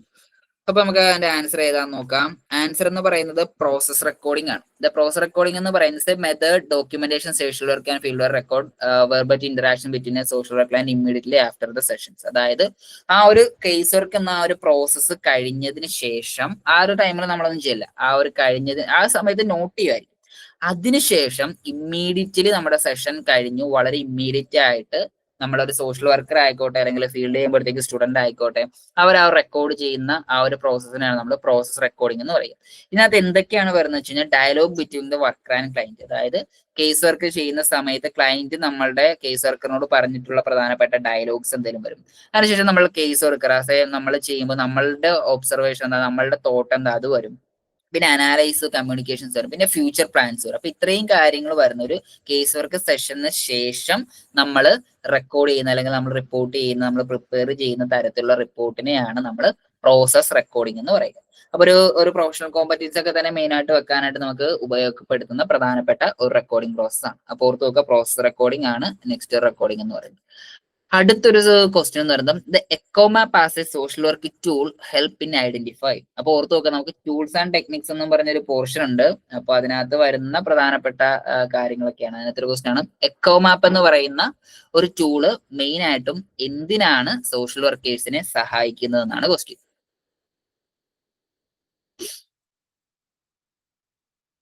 ഫാമിലി ഹൈറാർക്കി ആണോ, ഇന്ററാക്ഷൻസ്, ക്ലയന്റ് എക്സ്റ്റേണൽ സിസ്റ്റം തമ്മിലുള്ള ഇന്ററാക്ഷൻ മനസ്സിലാക്കാനാണോ, സൈക്കോളജിക്കൽ സ്റ്റാറ്റസ് ആണോ, ഫിനാൻഷ്യൽ ബാക്ക്ഗ്രൗണ്ട് ആണോ, എന്തിനാണ് ഉപയോഗിക്കുന്നത്? ഓക്കെ, സൗദാബി ബി പറഞ്ഞു, ഇന്ററാക്ഷൻസ് ലിനു ബി പറഞ്ഞു.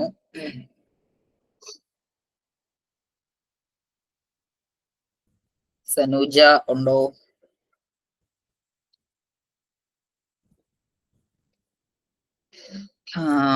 ഓക്കെ, അപ്പൊ നമുക്ക് ആൻസർ നോക്കാം. തനൂജിയും ബി പറഞ്ഞു interaction between the client and external team. അത് സെയിം ആണ്. അതായത് ആൻഹാറ്റ്മൻ 1975 ഡെവലപ്പ് ചെയ്തിട്ടുള്ള ഒരു ടൂളാണ് എക്കോമാപ്പ് എന്ന് പറയുന്നത്. എക്കോമാപ്പ് നമ്മൾ മെയിൻ ആയിട്ട് ഉപയോഗിക്കുന്നത് വിഷ്വൽ അസസ്മെന്റ് ടൂളാണ്. എന്തിനാണ് നമ്മൾ ഉപയോഗിക്കുന്നത് വെച്ച് കഴിഞ്ഞാൽ, ഒരു ക്ലയന്റിന് അവന്റെ ചുറ്റുപാടുള്ള എക്സ്റ്റേണൽ സിസ്റ്റം എന്ന് പറയുമ്പോൾ അവന്റെ ഫാമിലി ആവാം, ഫ്രണ്ട്സ് ആവാം, വർക്ക് പ്ലേസ് ആവാം, അവന്റെ കമ്മ്യൂണിറ്റി, സ്കൂൾ, വാട്ടവർ, എന്തുവേണമെങ്കിലും ആവും. അപ്പൊ അവിടേക്കുള്ള ആ ഒരു വ്യക്തിക്ക് മറ്റുള്ളവരുമായിട്ടുള്ള അവന്റെ എക്സ്റ്റേണൽ സിസ്റ്റവുമായിട്ടുള്ള അവന്റെ ചുറ്റുപാടുമായിട്ടുള്ള റിലേഷൻഷിപ്പ് എന്താണ് എന്ന് മനസ്സിലാക്കാൻ സഹായിക്കുന്ന ഒരു വിഷ്വൽ അസസ്മെന്റ് ടൂളിനെയാണ് നമ്മൾ എക്കോമാപ്പ് എന്ന് പറയുക. അപ്പൊ എക്കോമാപ്പിന്റെ മെയിൻ ആയിട്ടുള്ള ഗുണങ്ങൾ എന്തൊക്കെയാന്ന് വെച്ച് കഴിഞ്ഞാൽ, അവന് സപ്പോർട്ടീവ് ആയിട്ടുള്ള, ഇപ്പൊ ഒരു ക്ലയന്റ് ഒരു പ്രോബ്ലം ആയിട്ട് വന്നു കഴിഞ്ഞാൽ ആ ഒരു ക്ലയന്റിന്റെ സ്ട്രെസ്ഫുൾ ആയിട്ടുള്ള സിറ്റുവേഷൻസ് എന്താണ്, അവനെ സപ്പോർട്ട് ചെയ്യുന്ന ആരാന്ന് മനസ്സിലാക്കാം, അവന്റെ ചുറ്റുപാടുള്ള സോഷ്യൽ എൻവയോൺമെന്റ് റിസോഴ്സ് മനസ്സിലാക്കാം, അവന്റെ strength, direction, quality of interactions ഇതൊക്കെ തന്നെ നമുക്ക് മനസ്സിലാക്കാൻ സഹായിക്കുന്ന ഒന്നാണ്. അപ്പൊ എക്കോ മാപ്പ് ഇമ്പോർട്ടന്റ്, വളരെ വൈഡ് ആയിട്ട് യൂസ് ചെയ്യുന്ന ഒരു പ്രധാനപ്പെട്ട ടൂളാണ്. പുറത്തു നോക്കുക, ആൻ ഹാറ്റ്മൻ ആണ് ആ ഒരു ടൂൾ 1975 ഡെവലപ്പ് ചെയ്തിട്ടുള്ളത്. അടുത്തൊരു ക്വസ്റ്റ്യൻ റെമഡിയൽ മോഡൽ ആണ്. Who develop the remedial model in social work? Different kinds of models ആണ് നമുക്ക് സോഷ്യൽ വർക്കിൽ മോഡൽസ് പഠിക്കാനുണ്ട്. അതിൽ ആരാണ് remedial model in social work develop ചെയ്തിട്ടുള്ളത്? അപ്പൊ സോഷ്യൽ വർക്കിൽ റെമഡിയൽ മോഡൽ നമ്മൾ മെയിൻ ആയിട്ട് ഉപയോഗിക്കുന്നത് കേസ് വർക്കിലാണ്. അപ്പൊ ക്വസ്റ്റ്യൻ ഇതാണ്, ആരാണ് റെമഡിയൽ മോഡൽ ഡെവലപ്പ് ചെയ്തിട്ടുള്ളത്? മേരി റിച്ച്മണ്ട് ആണോ, ഗോർഡൻ ഹാൽമട്ടൻ ആണോ, എച്ച് പേൾമാൻ ആണോ, ഫ്ലോറൻസ് ഹോലിസ് ആണോ? ഇവർക്ക് 4 പേർക്കും കോമൺ ആയിട്ടുള്ള ഒരു പ്രത്യേകത എന്താന്ന് വെച്ച് കഴിഞ്ഞാൽ, ഇവർ 4 പേരും social work profession, especially social case വർക്കിന് സോഷ്യൽ കേസ് വർക്ക് ഒരു മെത്തേഡായി മാറുന്നതിന് വളരെ വലിയ കോൺട്രിബ്യൂഷൻസ് നൽകിയിട്ടുള്ള വ്യക്തികളാണ്. അപ്പോ സൗദാബി പറഞ്ഞു, മേരി റിച്ച്മണ്ടിനെ പറഞ്ഞു, ലിനു എച്ച് പേൾമാനെ പറഞ്ഞു, തനൂജ് ആരെ പറയണേ?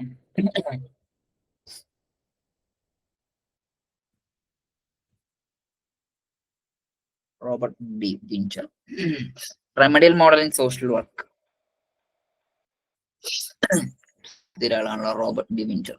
ശരി, ആക്ച്വലി ഈ റെമഡിയൽ മോഡൽ എന്ന് പറയുന്ന ഒരു ഒരു ഒരു ഒരു ഒരു മോഡൽ നമ്മുടെ കേസ് വർക്കിൽ, എസ്പെഷ്യലി അത് സോഷ്യൽ കേസ് വർക്കിൽ നമ്മൾ ഉപയോഗിക്കാം.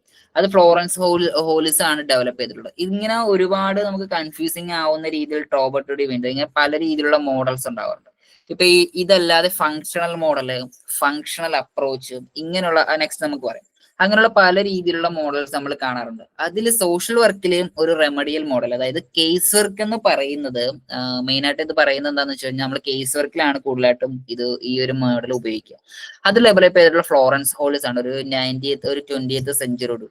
ഈ മോഡൽ എന്തിനാണ് നമ്മൾ ഉപയോഗിക്കുന്നത് വെച്ച് കഴിഞ്ഞാൽ, എന്തുകൊണ്ട് ഇതിനെ റെമഡിയൽ മോഡൽ എന്ന് പറയുന്നത് വെച്ച് കഴിഞ്ഞാൽ, അതായത് നമ്മളുടെ മുമ്പിൽ ഒരു കേസ് വർക്കുമായിട്ട് ഒരു പ്രോബ്ലവുമായിട്ട് വരുമ്പോൾ ആ ഒരു വ്യക്തിയുടെ പ്രോബ്ലം മനസ്സിലാക്കി അവന്റെ എന്താ പറയുക, ആ ഒരു പ്രോബ്ലത്തിനൊക്കെ തന്നെ ഒരു സൊല്യൂഷൻ കൊടുത്തിട്ട് അവനെ ഒരു സോഷ്യൽ ഫങ്ഷനിങ്ങിന് കേപ്പബിൾ ആക്കുന്ന രീതിയിൽ മാറ്റുന്ന ഒരു പ്രോസസ്സാണ് കേസ് വർക്ക് എന്നാണ് ഫ്ലോറൻസ് ഹോൾസ് പറയുന്നത്. അതുകൊണ്ട് തന്നെയാണ് ഒരു റെമഡി കൊടുക്കുക, അല്ലെങ്കിൽ എന്താ ആ ഒരു പ്രശ്നത്തിന് ഒരു പരിഹാരം കൊടുക്കുക, ആ ഒരു രീതിയിലാണ് സോഷ്യൽ കേസ് വർക്കിൽ റെമഡിയൽ മോഡൽ എന്നൊരു കോൺസെപ്റ്റ് ഉപയോഗിക്കുക. അപ്പൊ കൂടുതലായിട്ട് ഈ ഒരു മോഡൽ നമ്മൾ എൻസ്ട്രൈൻ ചെയ്യുന്നത്, അല്ലെങ്കിൽ അതെന്താ പറയുക, ഇനിഷ്യേറ്റീവ് ചെയ്യുന്നത് സോഷ്യൽ കേസ് വർക്കിലാണ്. ഒന്ന് പറഞ്ഞു കഴിഞ്ഞാൽ സോഷ്യൽ കേസ് വർക്ക് എന്ന് പറയുന്ന ഒരു റെമഡിയാണ് ഒരു വ്യക്തിയുടെ പ്രോബ്ലം മനസ്സിലാക്കി ആ ഒരു പ്രോബ്ലത്തിനെ റീസ്റ്റോർ ചെയ്യാൻ പറ്റുന്ന രീതിയിൽ ആ ഒരു പ്രോബ്ലത്തിന് ഒരു സൊല്യൂഷൻ കൊടുക്കുക എന്നുള്ളതാണ് മെയിൻ ആയിട്ടുള്ള ഒരു പ്രോബ്ലം, ഒരു ഇതായിട്ട് പറയുന്നത്. ഇതിന്റെ മെയിൻ ആയിട്ടുള്ള ഫോക്കസ് ആയിട്ട് പറയുന്നത് for individual Mal adjustment with their problems.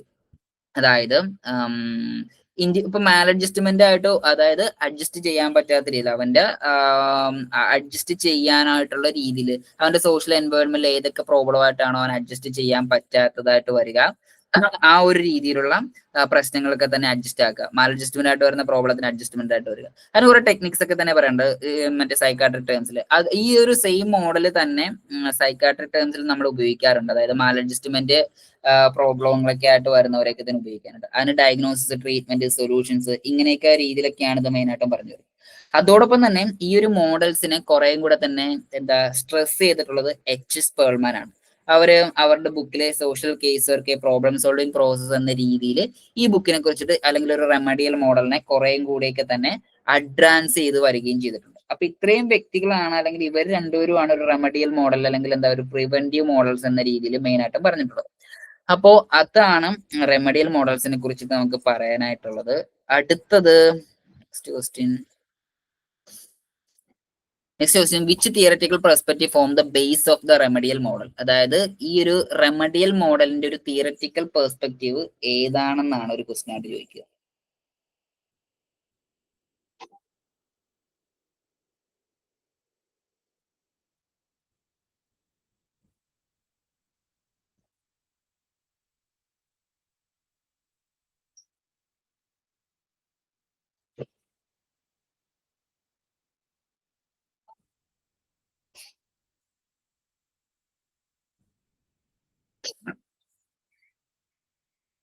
Okay,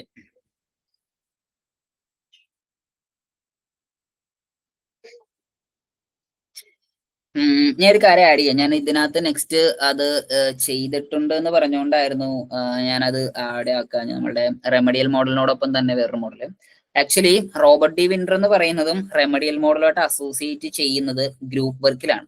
അതായത് ഈ ഒരു സോഷ്യൽ കേസ് വർക്കില് കൂടുതൽ നമ്മൾ നേരത്തെ പറഞ്ഞ എച്ച് പേൾമാന്റെ ബുക്കിലൂടെയൊക്കെ തന്നെ അവരെന്ത് ചെയ്തു, റെമഡിയൽ മോഡൽ കുറെ കൂടെ സ്ട്രെസ്ഡ് ആക്കി, റെമഡിയൽ മോഡലിനെ കുറച്ചും കൂടെയൊക്കെ തന്നെ ആധികാരികത വരും. അത് കൂടുതലും നമ്മൾ റെമഡിയൽ മോഡല് സോഷ്യൽ കേസ് വർക്കിലായിരുന്നു ഉപയോഗിച്ചുകൊണ്ടിരുന്നത്. അതിനുശേഷം ഈ remedial model social group work പ്രാക്ടീസിലോട്ടൊക്കെ തന്നെ എക്സ്പാൻഡ് ചെയ്തിട്ടുള്ള ഒരു വ്യക്തിയും കൂടിയിട്ടാണ് നമ്മുടെ റോബർട്ട് ഡി വിൻഡർ എന്ന് പറയുന്നത്. അദ്ദേഹം ഗ്രൂപ്പ് വർക്കിലാണ് ഈ റെമഡിയൽ മോഡൽ ഗ്രൂപ്പ് വർക്കിൽ നമുക്ക് ഉപയോഗിക്കാം എന്ന രീതിയിൽ. അതുകൊണ്ട് തന്നെയാണ് ഇതിന് നമ്മൾ സോഷ്യൽ വർക്ക് മെത്തേഡിൽ മൊത്തത്തിൽ ഉപയോഗിക്കാനായിട്ട് സാധിക്കുന്നത്. സോ റെമഡിയൽ മോഡൽ വെച്ച് റോബർട്ട് ഡി വിൻഡറും കണക്റ്റഡ് ആണ്, പക്ഷേ ഡെവലപ്മെന്റ് സ്റ്റേജിലോട്ടല്ല, അദ്ദേഹം എക്സ്പാൻഡ് ചെയ്യുകയാണ് ചെയ്തിട്ടുള്ളത്. Okay, next which theoretical perspective forms the base of the remedial model. Remedial മോഡലിന്റെ ബേസ് ഏതാണെന്നാണ് ചോദിച്ചിട്ടുള്ളത്. സിസ്റ്റം തിയറി പറഞ്ഞിട്ടുണ്ട്, സൈക്കോണറ്റിക്കൽ തിയറി പറഞ്ഞിട്ടുണ്ട്. ഏതാ നമുക്ക് നോക്കാം. റെമഡിയൽ മോഡല് നമ്മൾ അതിന്റെ ഒരു സൈക്കോ അനലിറ്റിക്കൽ തിയറിയിൽ നിന്നാണ് അതിന്റെ ഒരു മോഡലായിട്ട് കണക്കാക്കുന്നത്. ഈ ഫ്ലോറൻസ് ഹോൾസും അതോടൊപ്പം തന്നെ നമ്മുടെ എച്ച് പേൾമാൻസും പറയുന്നത്. ഇവരുടെ ഒരു റീസൺ എന്താന്ന് വെച്ചാൽ ഇപ്പൊ സോഷ്യൽ പ്രോബ്ലംസ് ഒക്കെ തന്നെ എറൈസ് ചെയ്യുന്നത് മാലഡ്ജസ്റ്റ്മെന്റിലൂടെയാണ്, അല്ലെങ്കിൽ എന്താ ഇമോഷണൽ കോൺഫ്ലിക്റ്റിലൂടെയാണ്, അൺകോൺഷ്യസ് ആയിട്ടുള്ള മോട്ടിവേഷൻസിലൂടെയാണ് കൂടുതലായിട്ടും ഒരു വ്യക്തിക്ക് ഇന്റർപേഴ്സണൽ റിലേഷൻഷിപ്പ് ഉണ്ടാവുന്നതെന്നാണ് പറയുന്നത്. അതായത് കൂടുതൽ പ്യുവർലി ഈ ഒരു നമ്മൾ കേസ് വർക്കിൽ നമ്മൾ കൂടുതലായിട്ടും ഉപയോഗിക്കുമ്പോൾ, അല്ലെങ്കിൽ കേസ് വർക്ക് ചെയ്യുമ്പോൾ ഫ്ലോറൻസ് ഹോൾസ് ആയിക്കോട്ടെ എച്ച് പേൾമാൻസ് ഒക്കെ ആയിക്കോട്ടെ, പ്രോബ്ലത്തിനെ കൂടുതലും ഒരു ഒരു സൈക്കാട്രിക് രീതിയിൽ അല്ലെങ്കിൽ ഒരു സൈക്കോളജിക്കൽ ആസ്പെക്ട്സിലായിരുന്നു അവർ കണ്ടുകൊണ്ടിരുന്നത്. അപ്പൊ ഒരു ക്ലയന്റിന്റെ പാസ്റ്റ് എക്സ്പീരിയൻസ് ക്ലയന്റിന്റെ ഒരു കറണ്ട് ബിഹേവിയറിനെ ഇൻഫ്ലുവൻസ് ചെയ്യാനായിട്ടുള്ള സാധ്യതയുണ്ട്. ഈ സെയിം കോൺസെപ്റ്റ് തന്നെയാണ് സൈക്കോ അനലിറ്റിക്കൽ തിയറിയിലും പറയുന്നത്. സൈക്കോ അനലിറ്റിക്കൽ തിയറിയിൽ പറയുന്ന സെയിം കോൺസെപ്റ്റ് ഇത്രയുള്ളൂ. ക്ലയന്റിന്റെ ഒരു പാസ്റ്റ് എക്സ്പീരിയൻസ് അവന്റെ ഒരു ഫ്യൂച്ചറിലോട്ട് എക്സ്പീരിയൻസ് ചെയ്യാനായിട്ടുള്ള, അല്ലെങ്കിൽ അത് റിഫ്ലക്ട് ചെയ്യാനായിട്ടുള്ള സാധ്യതയുണ്ട്. അപ്പൊ ആ ഒരു ടൈമിൽ ഈ ഒരു തിയററ്റിക്കൽ ഒരു അസംഷൻസ് വെച്ചിട്ട്, തിയററ്റിക്കൽ കോൺസെപ്റ്റ്സ് ഒക്കെ വെച്ചിട്ട് ഒരു സൊല്യൂഷൻ കൊടുക്കുന്ന ഒരു പ്രധാനപ്പെട്ട ഒരു മോഡലാണ് റെമഡിയൽ മോഡൽ എന്ന് പറയുന്നത്. അപ്പോൾ ഓർത്തോക്കെ റെമഡിയൽ മോഡലിന്റെ ഡെവലപ്മെന്റിൽ രണ്ടുപേരും ഈക്വലി ഇമ്പോർട്ടന്റ് ആണ്. ഫ്ലോറൻസ് ഹോളിസും ഉണ്ട്, അതോടൊപ്പം തന്നെ എച്ച് പേൾമാനും ഉണ്ട്. അത് ഓർത്തു വെക്കുക. ഇവരെല്ലാം തന്നെ സമകാലികരായിട്ടുള്ള വ്യക്തിയാണ്. റോബർട്ട് എച്ച് പേൾമാനും ഫ്ലോറൻസ് ഹോളിസും നമ്മുടെ മേരി റിച്ച്മണ്ട് ഇവരൊക്കെ തന്നെ സമകാലീനരാണ്. അപ്പോ ക്വസ്റ്റ്യൻസ് വരുമ്പോൾ ഫ്ലോറൻസ് ഹോളിസും നമുക്ക് കണക്ട് ചെയ്യാം, അതോടൊപ്പം തന്നെ എച്ച് പേൾമാനും രണ്ടുപേരും ഇതുമായിട്ട് കണക്ട് ചെയ്തിട്ടുള്ള വ്യക്തികളാണ്. അപ്പോ റെമഡിയൽ മോഡൽ എന്ന് പറയുന്നത് ഒരു സൈക്കോളജിക്കൽ തിയറിയുടെ ഒരു സൈക്കാട്രിക് ലെവലിൽ ആ ഒരു രീതിയിൽ എക്സ്പാൻഡ് ആയിട്ടുള്ള ഒരു കോൺസെപ്റ്റ് ആണ്. അടുത്ത ഒരു question, the primary preventions in social work focus on. അതായത് ഒരു സോഷ്യൽ വർക്കിന്റെ ഒരു പ്രൈമറി പ്രിവെൻഷൻ ഫോക്കസ് ചെയ്യുന്നത് ഏത് മേഖലയിലാണെന്നാണ്.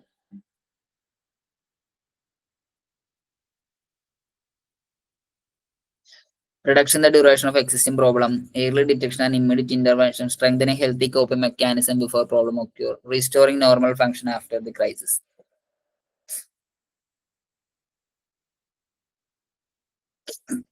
ഓക്കെ, സൈനോജ് സി പറഞ്ഞു.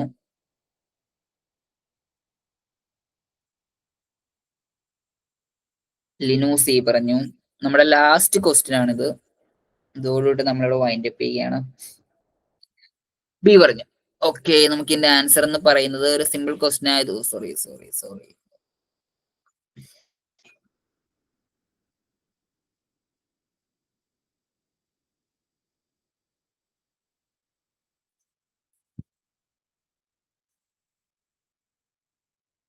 പ്രൈമറി പ്രിവെൻഷൻസ് എന്ന് പറയുന്നത്, അതായത് prevent problems, aims to prevent problems before they occur by promoting mental health reason. അതായത് ഒരു കോമൺ ആയിട്ടുള്ള ഒരു സോഷ്യൽ വർക്കിന്റെ, അതാണ് നമ്മുടെ പ്രിവെന്റീവ് മോഡൽ എന്ന് പറയുന്ന ആ ഒരു മോഡൽ പറയുന്നത്. അതായത് ഒരു സോഷ്യൽ പ്രോബ്ലം ഉണ്ടാവുന്നതിന് മുമ്പ് അതിനെ മനസ്സിലാക്കി അതിനെ പ്രിവെന്റ് ചെയ്യുക. അതുകൊണ്ടാണ് നമ്മുടെ സോഷ്യൽ സെക്യൂരിറ്റിയും സോഷ്യൽ ഡിഫൻസ് എന്ന കോൺസെപ്റ്റ്സ് ഒക്കെ തന്നെ കൂടുതലും ഇങ്ങോട്ടേക്ക് കണക്റ്റഡ് ആയി വരുന്നത്. പിന്നെ mental health, resilience, positive coping mechanism, communities, individuals, ഇവരിലൊക്കെ തന്നെ പ്രൊമോട്ട് ചെയ്യുക. അതുവഴി കമ്മ്യൂണിറ്റിക്ക് ഒരു സ്ട്രെങ്തനിങ് ചെയ്യുക, റിസ്ക് ഫാക്ടേഴ്സിനൊക്കെ ഒന്ന് റെഡ്യൂസ് ചെയ്യുക. ഏതെങ്കിലും സോഷ്യൽ ഇമോഷണൽ ബിഹേവിയർ പ്രോബ്ലംസ് ഒക്കെ എമർജ് ചെയ്യുമ്പോൾ തന്നെ അതിനെ ഫസ്റ്റ് പ്ലേസിൽ വെച്ച് തന്നെ അതിനെ കണ്ടെത്തി സ്റ്റോപ്പ് ചെയ്യാനായിട്ട് ശ്രമിക്കുക. സോ അപ്പൊ ഇത്രയുമാണ് നമ്മുടെ ഇന്നത്തെ ഈ ഒരു സെഷനിൽ നമുക്ക് ഡിസ്കസ് ചെയ്യാനായിട്ടുണ്ടായിരുന്നത്. ഇത്രയും കാര്യങ്ങളിൽ നിങ്ങൾക്ക് ഏതെങ്കിലും ഡൗട്ടോ അല്ലെങ്കിൽ ഏതെങ്കിലും കോൺസെപ്റ്റ്സ് ഒക്കെ തന്നെ ക്ലാരിഫൈ ചെയ്യണമെന്നുണ്ടെങ്കിൽ നിങ്ങൾക്ക് ടെക്സ്റ്റ് ബോക്സിൽ പറയാവുന്നതാണ്. ഇന്നത്തേക്ക് നമ്മുടെ സെഷൻസ് നമുക്ക് ഇവിടെ വൈൻഡ് അപ്പ് ചെയ്യേണ്ടതായിട്ടുണ്ട്. നമ്മൾ 30 ക്വസ്റ്റ്യൻസ് ആണ് ആദ്യത്തെ ഫസ്റ്റ് യൂണിറ്റ് എടുത്തത്. ഇനി നെക്സ്റ്റ് യൂണിറ്റിലുള്ള സെഷൻസ് നിങ്ങൾക്ക് ഓൾറെഡി വരും. സോ അപ്പൊ നിങ്ങൾക്ക് ഇനി എന്തെങ്കിലും കാര്യങ്ങൾ ഏതെങ്കിലും ഡൗട്ടോ അങ്ങനെ എന്തെങ്കിലും ഉണ്ടെങ്കിൽ ഇപ്പൊ ചാറ്റ് ബോക്സ് ചോദിക്കാവുന്നതാണ്.